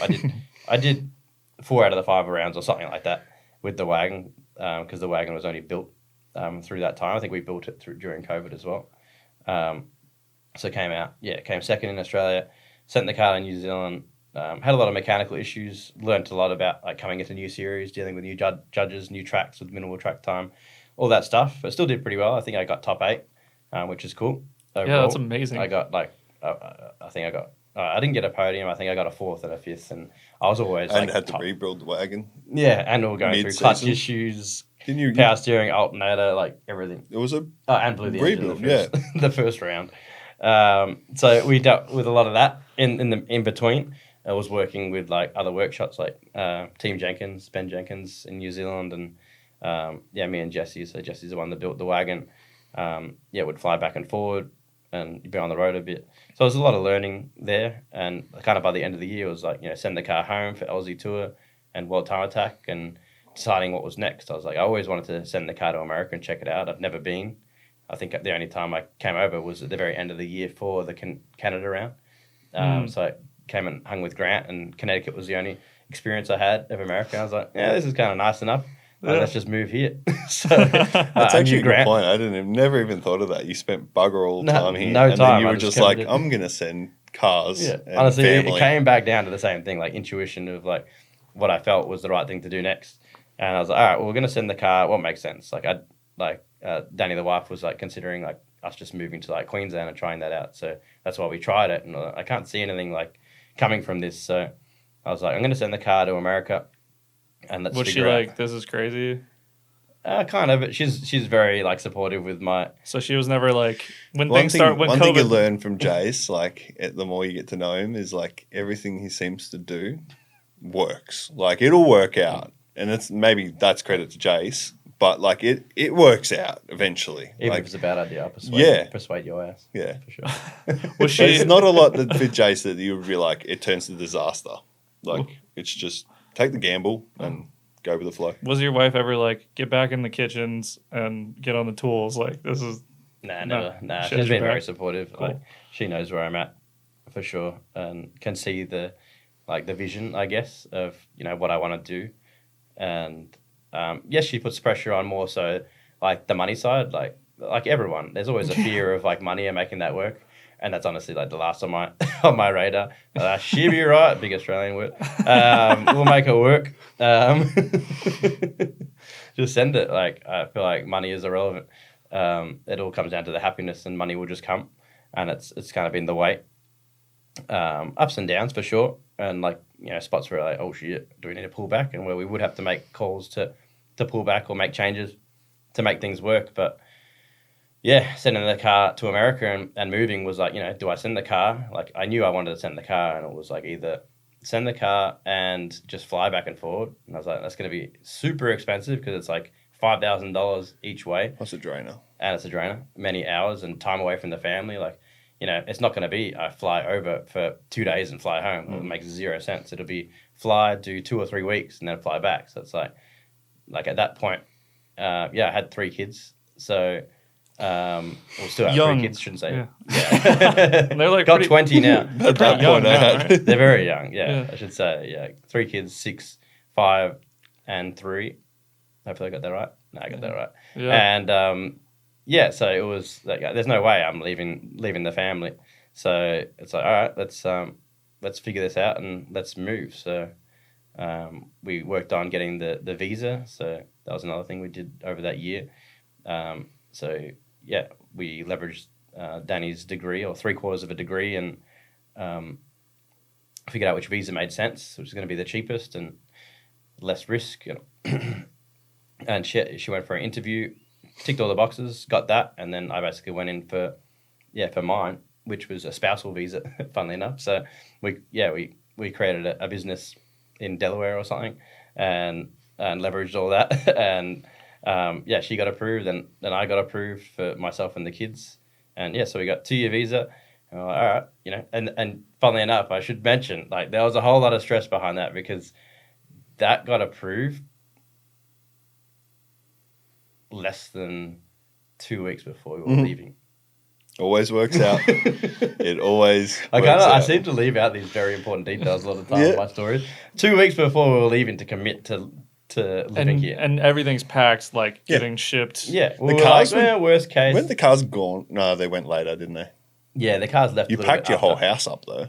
Yeah, no, we were ready to go, because I knew that, like either way, it's like you can go 3 months at a time. So we're just like, oh, maybe Going we'll go with or 3 without months, the go visa. somewhere else. We'll If figure you're it ever out. tagging along with Jason Ferron, don't worry about it. Just don't She'll worry be about it. right. She'll be right. She'll be right. So yeah, it all came together. What else has like happened there? And then we put our house up. So we purchased, that was a different house. The first one we got when we first started Keep It Reet. So we put that one up for Airbnb at the same time as locking in a house. So I think we already had a house locked in for. I think we had it locked in for like 6 months on a potential 3-month change. Like the guy was luckily very, very lenient with that. Like, because we didn't know. I think. I can't remember if we were actually there when we found out the answer or what it was, but it was like, there was a lot of stress there for sure. Like, we were committing to a house, expensive house in Connecticut, and to send our cars and for the cars to land and set up a truck and trailer. Like, lots of investment in this idea, and very on the line of it working or not. So definitely a lot of faith and trust in it all panning out. And then, to be honest, like, not really sure the reason behind it or why or what, apart from wanting to come here. And I was gonna ask, like, what's the draw of driving the U.S.? Just checking it out, see what it's all about, pretty much, and like use that to what can I do to improve what we're doing. Like, it's the pinnacle of the scene. Like, You'd also FD. done sort of almost everything Australia had to offer at Yeah. that point, as a driver. Yeah, for sure. I've sort of reached the limit. I was like, there's no reason or need to be here at this point, apart At the from the time, business. like in the future, there's probably more stuff to go back to as it's growing. But yeah, And I kind of did the same thing with New Zealand. Like, send in the car, check it out. What's this scene about? What can I do here? Should I run some events? Should I do what? And I should be honest, like, we did over that year at the end, we did our first giveaway in New Zealand as well. And I've got Ben Jenkins on the team. in between his full-time job, trying to fit in giveaway cars in New Zealand, which is still going. So every month or two, we're doing a car there. So that's kind of what we left with there, and yeah, still got our sights on like running events there or whatever we can when it makes sense. So I came here with the same mindset. Let's just see what we can do.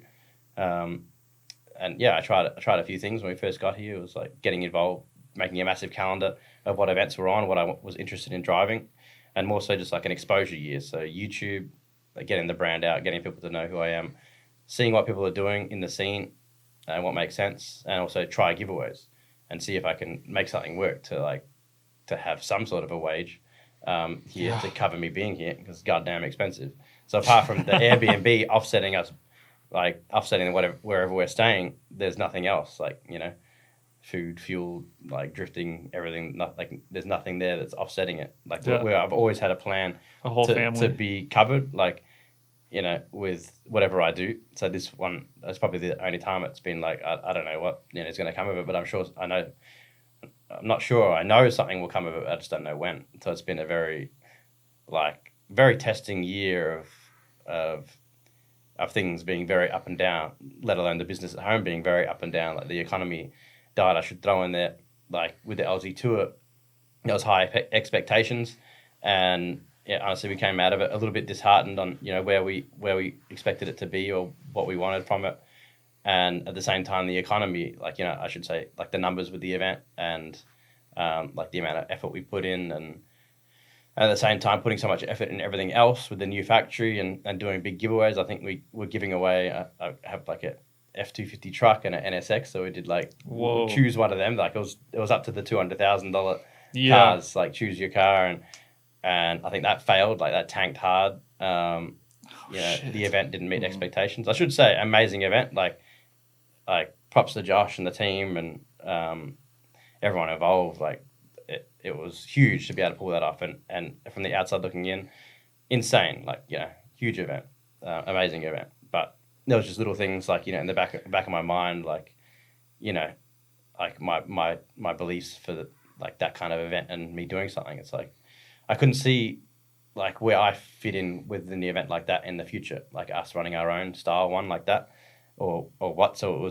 I was kind of on a mission to figure out what it is, like, you know, my purpose in the business and the new direction and where we go. And with the economy dying and a few things looking down for the first time, it was a big mental game for me for sure. And the same thing, being isolated, you know, looking after the family, being on tour, you know, setting up, spending all this money on trying to make a new dream, you know, happen, but not really knowing the sights of where it was going to go.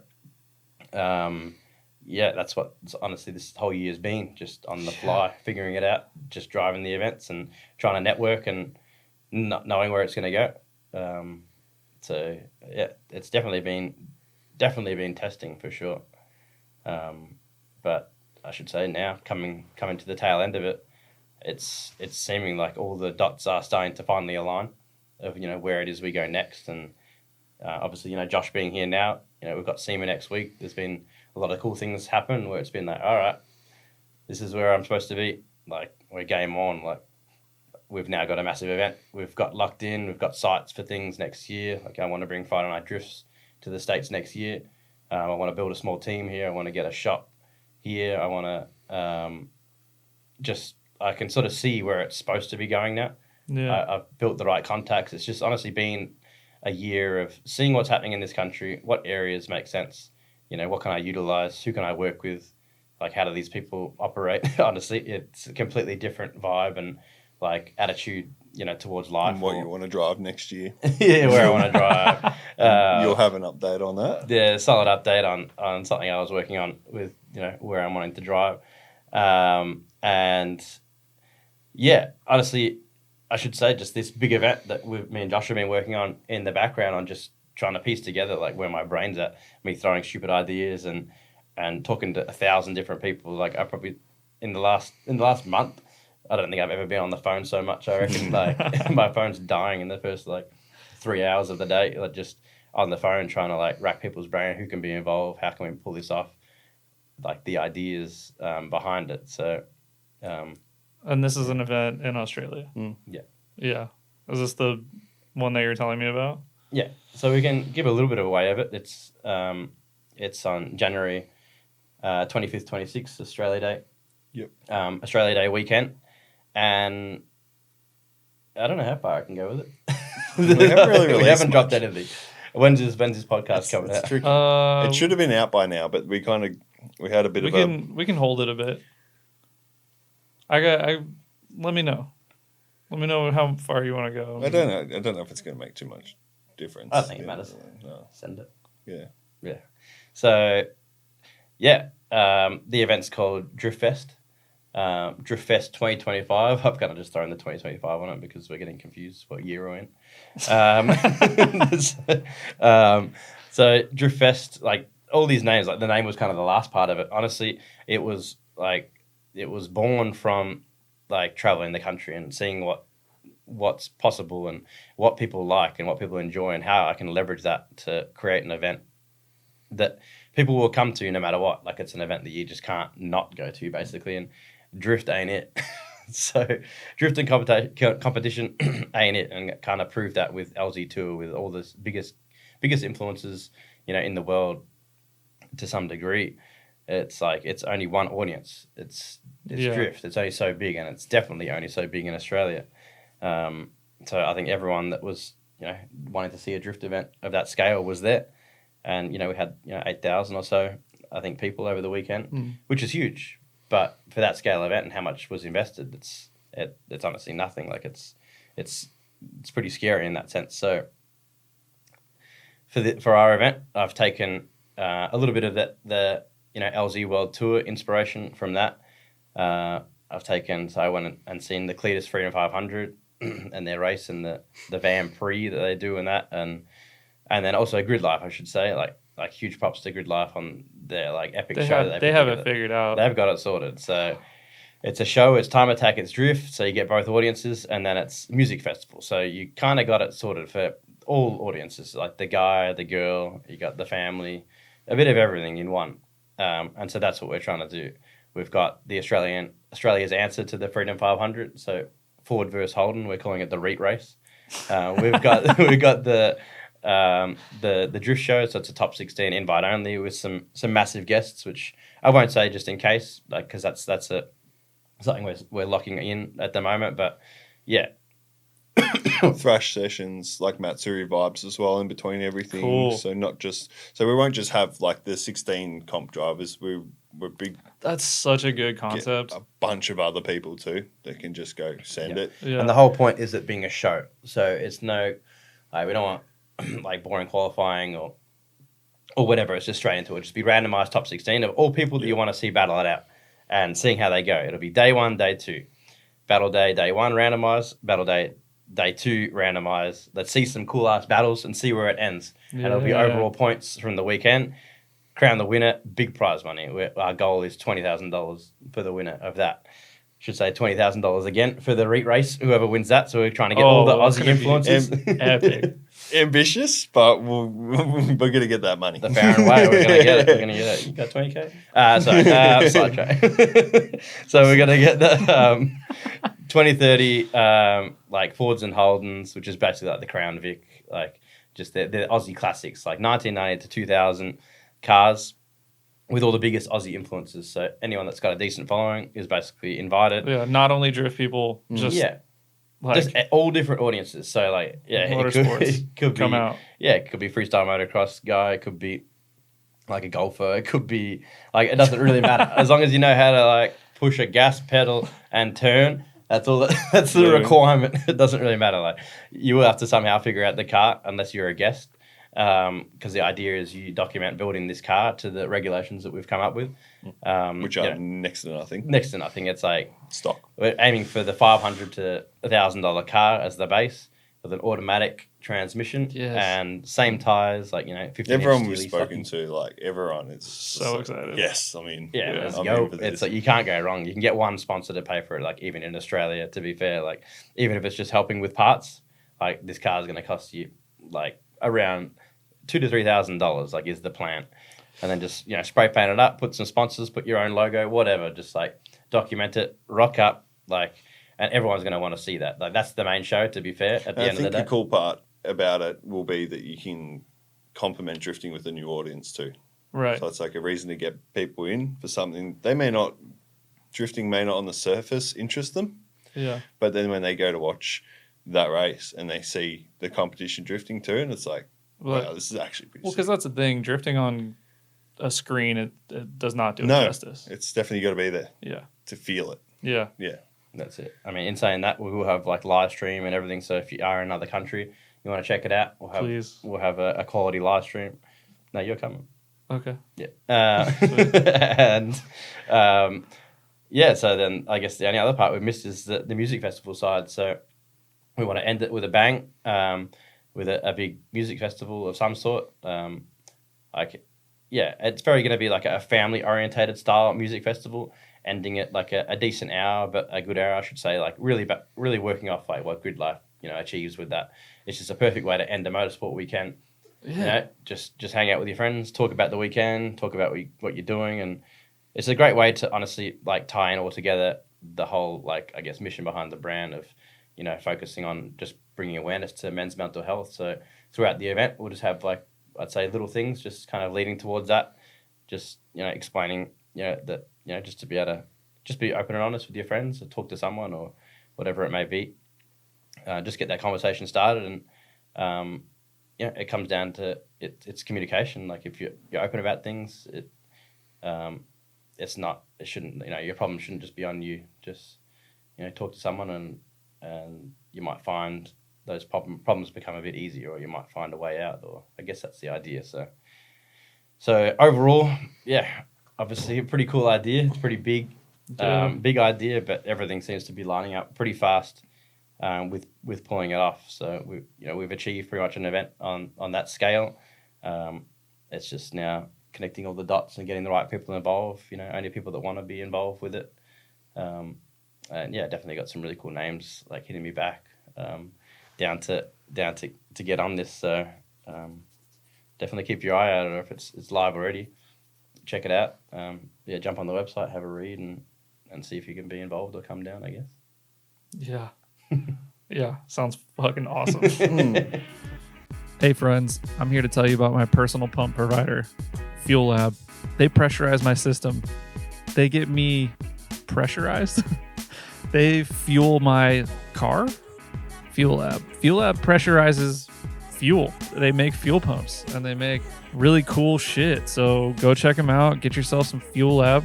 Get yourself some Fuel Lab and pressurize your system. Make sure your tuner doesn't laugh at you about your little weak bitch ass fuel pump that you got in there now. And get yourself some high flowing, high pressure fuel system stuff at fuellab.com. Code Goodest for 15% off. Yes, that's a discount on fuel pumps. And we all know that we go through fuel pumps and drifting. Buy two. Get yourself a spare. Nothing worse than being at the track and not having a spare fuel pump. I've been there. Do you see drifting growing at the same rate in Australia as you do in the US? Is it parallel, or is one growing much faster than the other now that you've been involved in both? That's an extremely hard question for sure. But it just comes down to population and the potential, I guess. And then, if it's steered in the right direction, there's no reason. Like a really good example is New Zealand. That's got way less population than even Australia. And I'll just use the example. Southern California has 80 million or so, or 60 to 80 million people in it, just Southern California. The whole east coast of Australia, which is basically the main population. It's like Queensland, New South Wales, Victoria, Tasmania, and then there's a few states, obviously the other side. I won't say that's the whole of Australia, but majority is on the one coast. I think that the whole coast is 60 million people. Yeah, I think in Australia, yeah. I think there's 60 million. What do you say? Southern California, the one it's half a state, is 60 to 80 million, and it's the same. It's comparable with the whole east coast of Australia. East coast of Australia is like 20 mil. Yeah, I think there's 20 million. I think there's like 27 more million people in Australia. There's more people in California than there are in all of Australia. Yeah. So my facts are wrong. Yeah. So I've done it somewhere. I did the comparison. I wanted to get like one area, and I was like, okay, this area is the same as whole of Australia, basically. Yeah. So maybe it would be comparable with a state somewhere.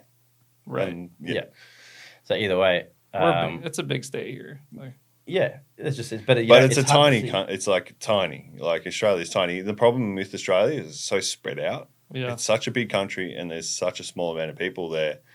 So, like for instance, if you want to drive to a racetrack, you wouldn't think is that far. Like Queensland Raceway from us, it's like if you're driving it quick, it's like an 18-hour drive. If you're driving straight there, that's a long drive to.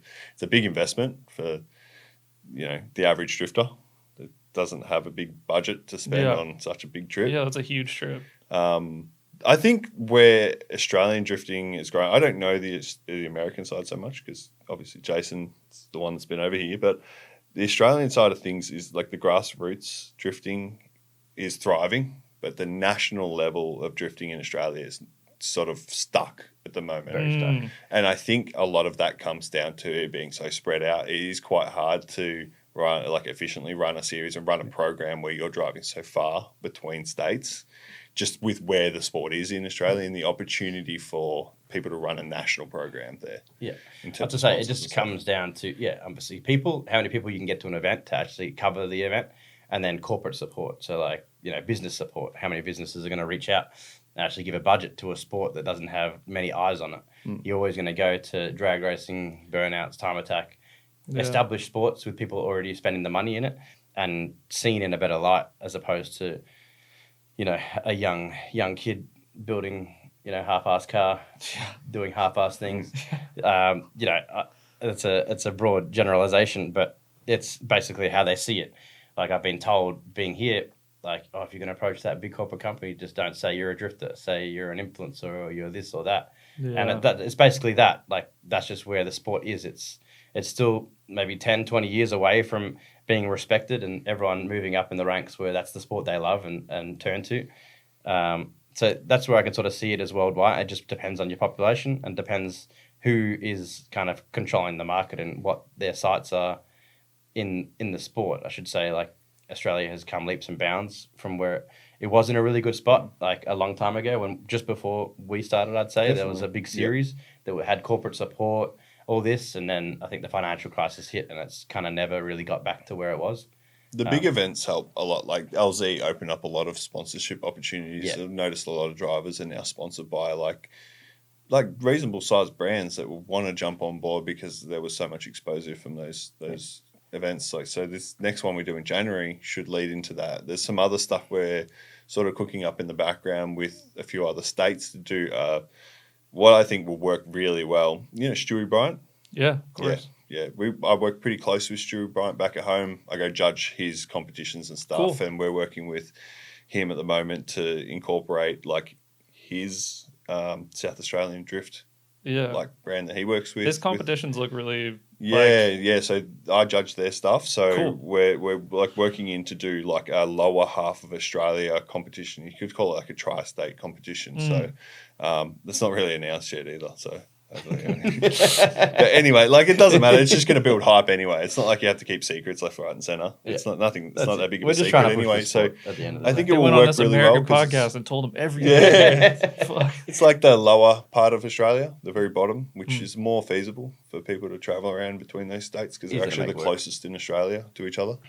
So stuff like that. Like as these big events keep happening, the doors open. It's just a shame that our national series is sort of a little bit under where it should be. I think that sucks a little bit. I guess, back to the question, it passes down like, who's at the top of running the sport. Like, if it's FD or whatever, it's how they're working with the drivers and passing it down the line. Like their knowledge of working with sponsors, their knowledge with marketing their brand and their business, to this big scale event. For us, the goal is obviously to get numbers, but that's for putting more eyes on drift, at the same time making it more relevant for big corporate brands to jump on board and understand and respect us as a legit, really exciting, amazing sport.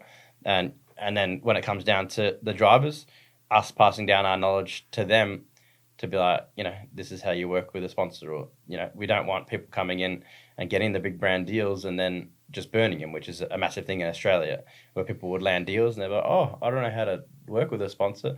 I'm just going to take the money and spend it. Like, because there's no communication of like, can you please do this? or there is, and that's just, it kind of like goes over their head. I'm not sure what that is. Like, that's still something that I'm learning. But for me, I got burnt early days putting a lot of effort into what I thought was what you should do to get a sponsor. And I kind of got the deal, and then pretty quickly someone undercut that deal, and they took it off me, and I was like, oh, well, I'm just not going to try again, because for one, I can't see the value in like someone putting a sticker on my car and me being a solo driver at that point, like just trying to get into competition drifting. So it was just, I guess that side I was pretty blinded to, like, you know, until being here, honestly, seeing how people do it, how people make programs. So that's been a big learning curve for me, and that's what I want to also bring, you know, to Australia. You know, we've touched on everything, like, you know, the amount of money we spend on marketing now. We run 26 events a year. We've got a team of 10. You know, I'm competing at the top level, and just, yeah, it's just, I just want to be able to pass it down the line and honestly grow it worldwide. But obviously, I, you know, want to focus on first the hometown and with my team and see what we can do, help everyone underneath, and just kind of get everyone else in Australia doing the same thing to some degree. And yeah, at the same time, I want to try, you know, work with New Zealand and work with here and just see where we can go with it. I feel like it really does come down to the person at the top, and if they're doing it for the right reasons. You know, if it's about money or if it's about being passionate and just wanting to see the sport grow. Yeah. I feel like that's all it is to it. Like, people only ever get upset when it's money related, or they'll pretty quickly get over it if you just have a chat about it and you're like, oh no, I actually don't care. Like, let's just like figure it out. Let's just go have some fun, pretty much. Like you tick this box, I'll tick that one. Like, let's do it. Like, yeah, I think we all want someone leading by example and creating more opportunity to kind of like grow within this weird thing that shouldn't even exist, but it does. Where are you thinking about setting up in the States? We're pretty comfy on the West Coast right now. After seeing the whole country, it's very similar to Melbourne weather, and there's a lot happening around here. Yes, it's extremely expensive, but from what I've seen around the country, obviously the population being in one area, or like, you know, predominantly it's quite busy here. I could really see the potential for, you know, finding a location that's close enough. Like, I'm kind of just doubling down on what we've done at home and what works. Like, our racetrack is about 30 minutes from the city or downtown or whatever you call it.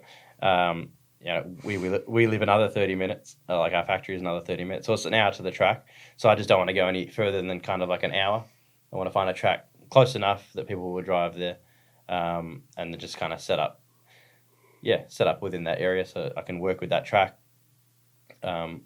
Start small, build up that community, and try and hold an event that I think people want, which I think is the Friday night. Like, it's a bit of a niche thing right now. Yeah. Just having a grassroots fun event where you can involve pro, you can involve grassroots, like whatever, everyone's invited.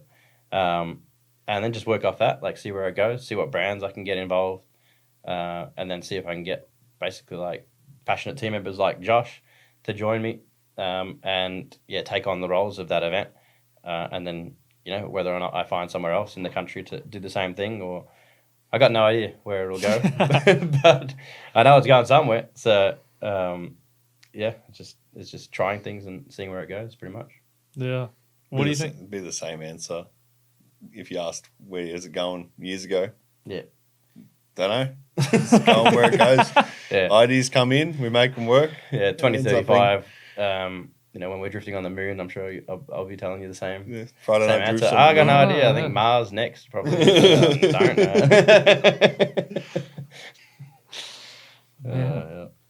know. Personal like drifting goals. Now that you've done competitions at like the top level in 2 countries, like, do you have any interest in doing that here? Same thing. I feel like this will probably drop by now. Hopefully you drop with this podcast at exactly the right time. But funnily enough, another goal for this year has been, you know, working towards Formula Drift. And I petitioned and I haven't done any competition here apart from one gambler at the start of the year, where I got ran into by someone. But anyway, it was I love competition. Like, that's kind of like my goal for like personally growing as a driver, and I just love the aspect of it's like hard driving. Like the whole thing is hard driving. Like in practice, it's hard driving. It's like everyone's aiming for the clips, and you can trust that person a bit more because they're trying to do that. Like, I don't know, something about it is just like different. Yes, it can be crappy with the attitudes and all that, but if you look over that and you hang out with the right people, it honestly only takes one person to hang out with like a mate in the pits, and you can just vibe with them the whole time and go do laps with them, go do laps with someone else, whatever. It's heaps of fun and like talking about it and trying to improve. Anyway, so I did one competition, lots of exhibition stuff like Drift Appalachia, Grid Life. Yeah. All the cool fun stuff. Yeah, we got some laps at Grid Life. Yeah. I was like, damn, this dude's fast. I was like, okay. It was good fun. Yeah, I did one cool lap behind you. Yeah. But it's just that kind of stuff, like just kind of gaining respect, to be honest, and just showing what I can do, like more freestyle fun events. I think made more sense for that, being in front of the eyes more, and then a bit of content as well. But yeah, it all led to me wanting to, like, I started that conversation with FD when I just landed. Like, I honestly didn't have huge sights on it. Did you just like cold message him like, hey, pretty much just landed in the country, like, when do I start? I should pull up the email and send it to you, but literally that's pretty much what it was. It's like, hey, I'm here. I'm Australian. I've got a cool car. There you go. There you go, mate. I got a wagon. Let's drip. So yeah, that's how the conversation started. They're like, yeah, you're probably a little bit late. We've like approved everyone, and the competition starts in a month. But let's maybe try. You wanted to do it this year? yeah, this year. I just played with it. I like your style, dude. yeah, send it. Like I said, I'd never had huge sights until I landed, and I was like, oh, this is cool. I didn't actually see any yet. I was just like, well, if I'm creating this calendar and I want to go to the FD to check it out, if I could drive some might as well drive it. Yeah, why not? Like, the car's made for it. So let's see, like, what are the regulations? What are this? Like, how can I do it? Do I tick the boxes? It was just starting that conversation pretty much. Yeah. And they basically said, fuck you. In a nutshell. And so I was like, that's fair. I understand. Like, let's just, I just got to show you, like, what I'm about. I got to show you that I can drive, and I got to show you that I got the right attitude, or, that, I don't know. I just, it's been just networking, honestly, for the year, with sites to petition again for next year and to see where it all goes. And if I can, like, if I've got what they think I need to compete or whatever. So pretty damn cool. Just got the email back from the petition, like, not even a week ago, 3 days ago, maybe, when I was in Vegas. And a very weird one, opening and checking that email, because it was like, answer to your petition attached.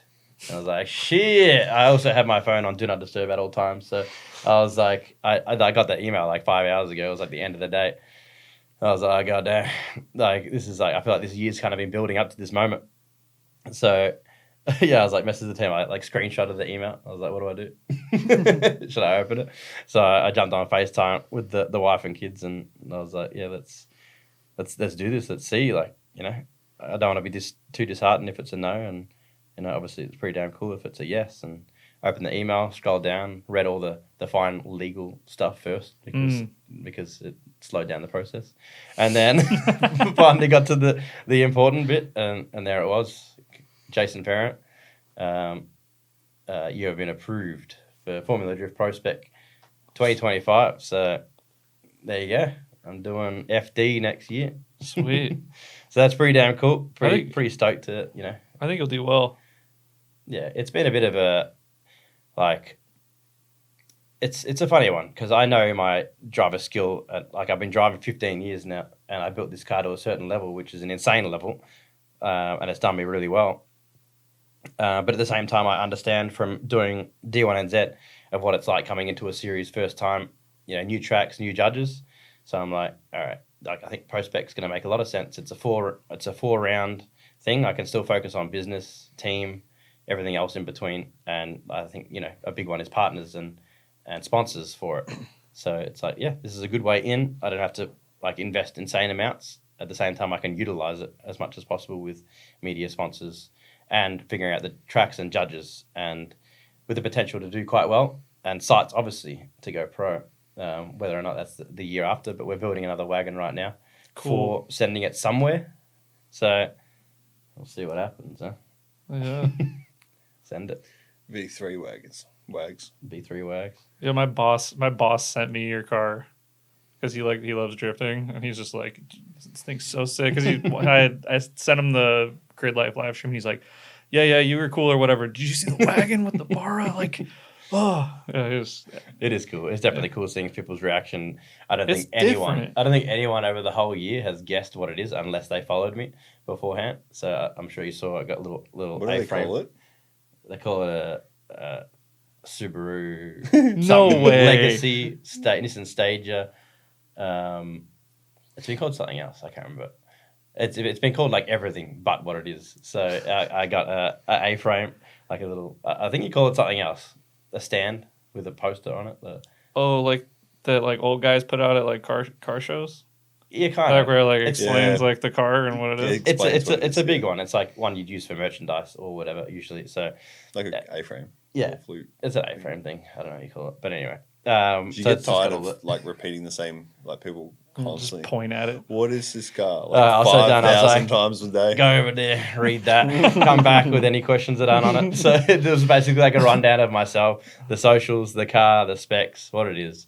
1990 Nissan R31 Skyline station wagon. Because you guys didn't get 31 Skylines here at all. We didn't get 31s. At all. We didn't get any Skylines. Yeah, Yeah. nothing. Yeah. Yeah, right. Not even a 34 4-door. Yeah, that's it. And then even then at the same time, like when you were allowed the Skylines, like you would get the sought after ones, not a goddamn R31. Yeah. So like they're not on anyone's radar. And then the same deal again, even in Australia, because how we built that car to be so stand out and look so different. Even in Australia, people are like, what the hell is that thing? Like it's not a car that you'd commonly drift, especially not in top level. So it's cool being blowing people's minds with like what it actually is, and then it actually performing as a good drift car. Yeah, it was not like I was watching a bunch of the Drift Appalachia stuff because I was very jealous. I hope they bring that to the West Coast at some point. And I'm like, this R31 wagon is just like smoking up like some Kentucky country road. I was just like, it's fucking crazy what's happening in drifting. Like For sure. That Drift Appalachia stuff's cool. Fuck. That's going to be definitely one of the coolest things that's happening. That's 100% like goals for us too. Like that was something we were working on early days. Not early days, but like once we were established with the events, like, oh yeah, what's next? And we went down that route, and that's another thing. Like it's so regulated, or it's so hard to sell it to someone as something that's like worth doing. Like, oh, can we come and destroy your road? Like, what's in it for us? Like, so that's unless you can sell the other side of it, what the whole reason behind it is, which, hopefully we can, bring more awareness to, what we're doing, and that's enough of a sell point to them to like help get us on like new different spots, I think. But definitely massive props to Drift Appalachia and what they've done. Amazing event, amazing vibe. Like it's the proper, like it is like the Keep It Reet vibe, 100%. Yeah, Just it's a go, driver's event. Rock up with what you got, have fun, like no ego, like play by the rules to keep this event going. Like heavily media focused and like showing the event and drifting in the right light, like marketable. Like they've definitely got the right people involved, and they did an amazing job of putting that event on. So it's that stuff's inspirational, like and that's what all this stuff has kind of come to me, and how I can bring it to Australia or whatever we're doing or I'm doing. Damn, you're fucking busy, dude. Never Both ends. of you. And I got 3 kids. Yeah. Yeah, you're crazy. I can barely do this stuff and I don't have any kids yet. And I am a kid, so the Yeah, wife I has was to about deal to with say me. that. I've always said Jason's got 3 kids, Danny's got 4. Literally. Definitely 16 at heart forever. Yeah, I can relate to that. Sick. I think we covered a lot of stuff. You guys got anything else that we missed? There's probably many things within that, but I feel like that's there's no need to I get into it. I got one more question. Okay, because we started with the Keep It Reet stuff. Like you guys on a personal level in Australia, how did you find drifting? Like, what was your original inspiration? Like, how did that come to be? How about you go? You go first, JB. It's not too exciting. I just had a friend back in the. I was actually, and Jason has these roots ingrained in him as well. The VL, Holden Commodore VL, the one that Jason has, the white one. Yeah, the other car. I think sick. When I was young, I always wanted a VL, but I kind of got turned off by the demographic of the VL driver. It was a typical like I don't know. Do you guys cruising the strip and this Wagga thing here? The ethnic type. It's definitely not big here. Yeah, it's. I think it'd be hard to translate, but like the demographic of the driver of the VL kind of turned me away from it a little bit. And one of my friends was into like Japanese import cars, and from there it ended up going to like a street drift, like an illegal street meet. And I still to this day remember seeing like a Origin kitted out blue S13 slammed on like sick wheels. I can't remember exactly what they were, but I remember that the images burned into my head, just blazing past me. Like I was on the inside of a corner, big crowd, and it was just the coolest thing I ever saw. I was like, yeah, this is me. And from there, I'm probably one of the rare people that still has my car that I bought 13 years ago to this day, like an SR S14 Nissan Silvia. It's fairly like JDM Aero, sort of Origin 30mm over fenders, just a little bit wider, but sort of tight body kit. And I've drifted that since the start. And I've taken gaps here and there, and organising events takes a fair bit of my time of an event I'd probably drive instead. Yeah. But at the same time, it's costly, as we all know. So I choose to save a bit of money. I'm still involved in the events enough to for it to be all consuming in the drift space I have left in my brain. Yeah. But yeah, like it was just seeing it on the street and falling in love with it from the get-go of like a slammed S13, just hauling ass. Like I was like, I'd never even seen a car do like a proper burnout, let alone be like sideways, top of third gear, over 100 Ks Just around quickly, the corner on the streets. Was it Luke Fink? No, it wasn't. Oh, it wasn't. Okay. No. Funny enough, because I had a similar thing, but it was Luke Fink. I actually don't know who it is. Like you'd think I'd know, because obviously being tied into it so much now. Maybe they're watching this podcast. Maybe. Yeah. We got to tie that bridge, connect that, figure out who it was. It was, yeah, like it's burned in. You know what I mean? That image. It's like I got to be doing this. What wheels did it have? Oh, I don't know. Oh, come on. It had big dish chrome wheels on it, slammed out Origin kit or something like that. It's just I didn't even see it coming. I didn't even know why I was at this event on the street. Like, did someone just tell? Yeah, I knew like we were going to street drifting, but I was like, what's street drifting? I don't even know. No what that way. is. And the first thing you see is this like just sick around the corner. I was like, wow, this is it. From there on, just that's my life now. Yeah. Yeah, that's it. So I definitely had a similar experience. Obviously coming from, well, not obviously, but coming from I think I was always heavy into the extreme sports. Like I think I started skateboarding, then tried rollerblading, scooters, and ended on mountain bikes or bikes. I think I even did the trials bikes where you got those like small 15-inch wheels and hopping on the back wheel and hopping off walls and stuff. I did that, and then I went to BMX and dirt jumps, and yeah, I got pretty decent at it. Like got in a couple of magazines and was doing backflips and tail whips and stuff. And as soon as I hit 18, I kind of like really quickly dropped off. Like I think the friend group was kind of growing smaller already. Like when you got to like the point of pushing it pretty hard, and the passion for it, really fell off. And I was kind of going to skate parks and stuff, and I was like, I don't know, do I really want to like throw something that could get hurt? Like it wasn't like the risk versus reward just wasn't there anymore. I didn't know why, and as soon as I got my license when I was 18, the same thing. Was just looking at like cars that were like interested me, nothing to do with drift or anything. It was just like what car that kind of looked cool. What was it like? Look at me kind of car. And the VL is definitely that type of car. The big like ego man. Like look at me. Like slammed on stock wheels and like put a turbo on and make noises and whatnot. So like that we're car. probably in the same spot, except you actually dived in a little bit. Yeah. You leaned into it. Yeah. I just didn't lean I'm big. in. Look at me, go. You're no, like you actually leaned into the VL. Into the VL. Yeah, big time. I probably didn't know too much into it. I didn't look. It was like between a VL and a Cressida. Interesting. Crazy's a big popular car. They were both about I think $3,000 was the price I was looking at, first car. And yeah, just this one looked cooler. It was for the Australians, it was a VL Calais mock-up, so it had like these aggressive like little pop-up lights. It's the same car that I've got here now, not the same exact one, but the same color, like model, everything. Oh, you shipped your VL over here also? Yeah, Sick. so it's a drag car. And I won't go into that. It's a cool car.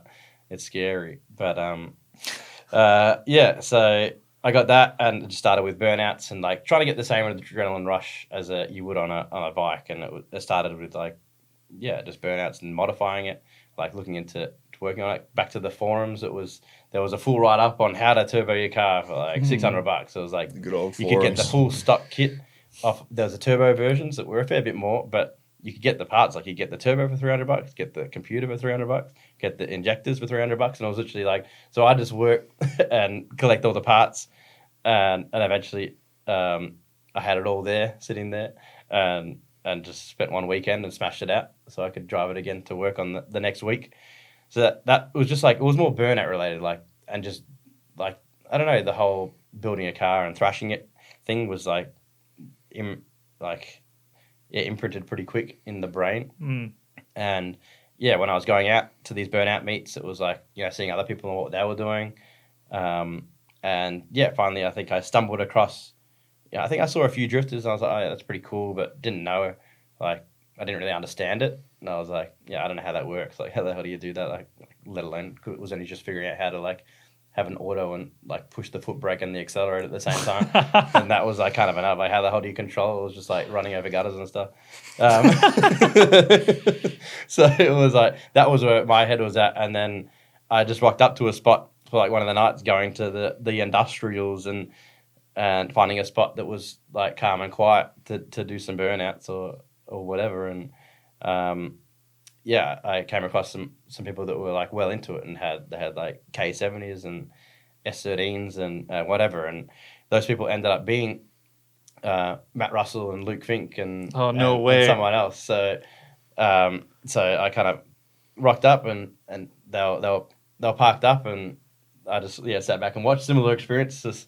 Saw Luke Fink full throw at full speed in like industrial estate, fucking full demon. freak. No, like obviously back then the same thing. He did the same thing on a bike, like just no fear, just send it, and he would always pull it off just because of the confidence.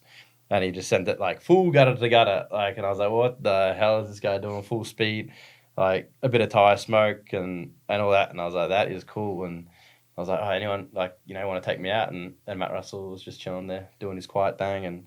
And he had I think it was a K70 or it was an S13 at that point. I can't remember, but I jumped in for a lap and that was it. Game over. As soon as I got the experience, it was nerve wracking, like first lap. And then I was like, damn, I can picture this. This is like a next level of adrenaline rush and now skill and a different car, different scene, everything. Like I could picture me like building something like this and trying it. So it was, at that point, it was like, all right, no more burnouts. Let's figure out how we can get a drift car and start that journey. And it's pretty much, game over at that point until now. Look at you now. Every dollar gone because of drifting because of that moment. So.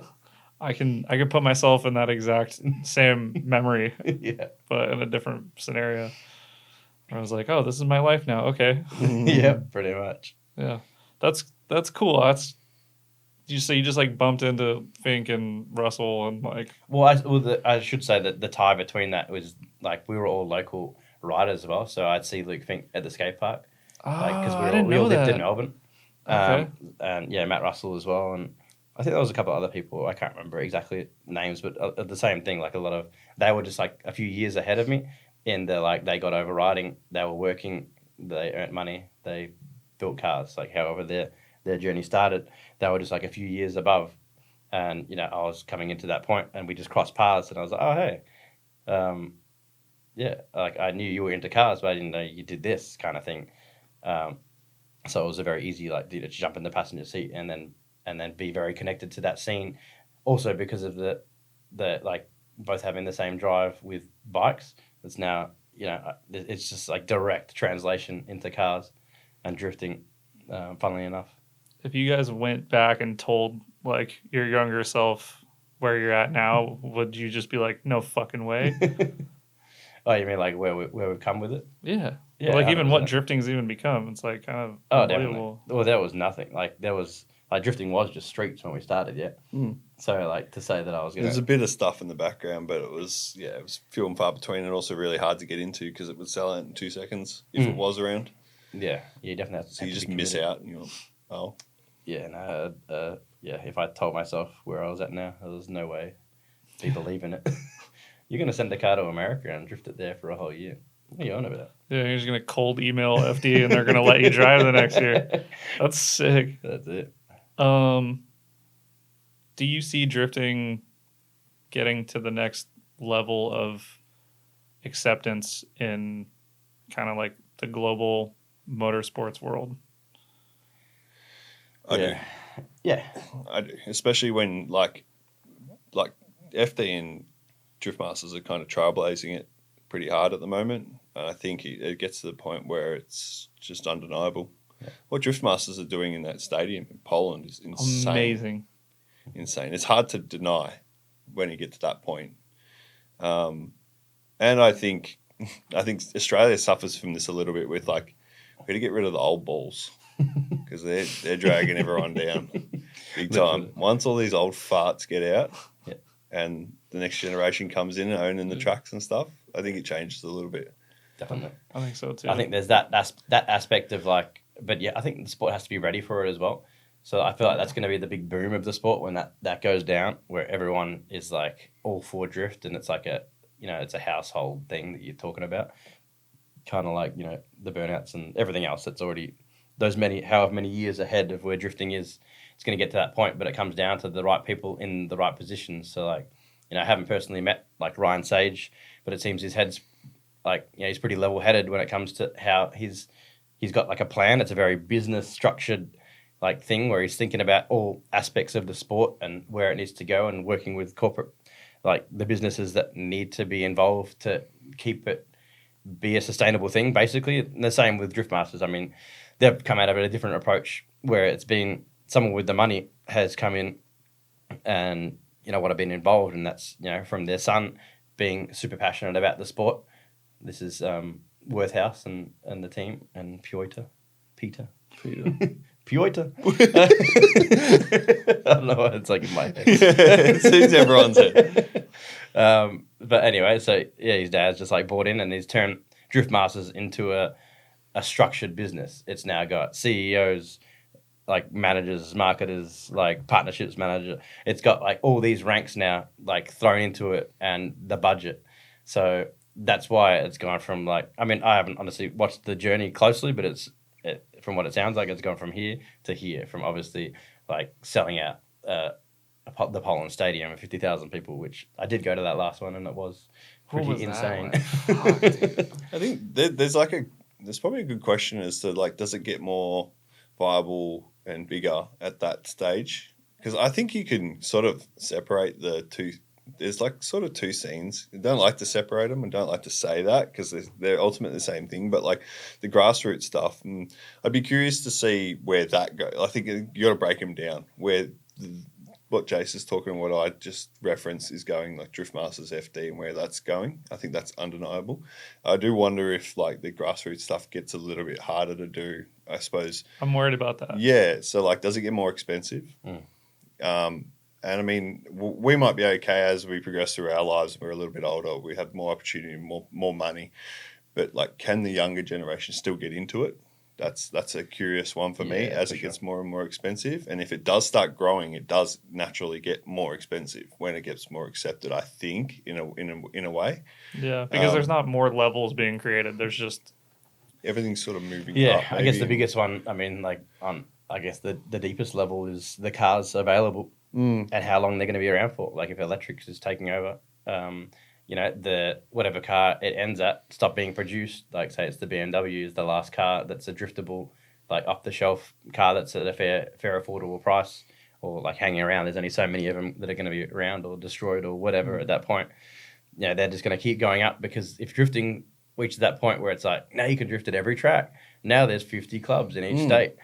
And everyone's going to be like, no cars. that Really BMW. get more expensive it's at that just going to point. be like the price. Yeah. Well, demand. China's making replica hotchies, so I think we'll be okay. We're on track. Alibaba, Yeah. R31 Wagons, they're coming one day. Jump on the AliExpress, get the week delivery. that is the next part of it. If someone can mass produce and like, you know, if they love the sport I enough. think America's quite good with that too. Like you guys are probably going to be the first to really break the ground on those kind of things. Like in Australia, we're pretty behind on that stuff. You need the market. Like you need to be able to sell whatever you. Yeah. Like, you know, you need to be able to sell those shells, and then if they come back into the market, then hopefully there's enough of them that they start to drop value. Hopefully, it all depends, like supply and demand. It still sounds like it's going to be a little bit more pricey than it was back in the heyday. To get into, and it already is. Yeah. I mean, there's the other side of it. It might just become like it is just a show. Like, oh, everyone's driving around their electric cars, and it's like, let's go smell some fuel burning again and rub it like tires. And they'll just be like monster trucks.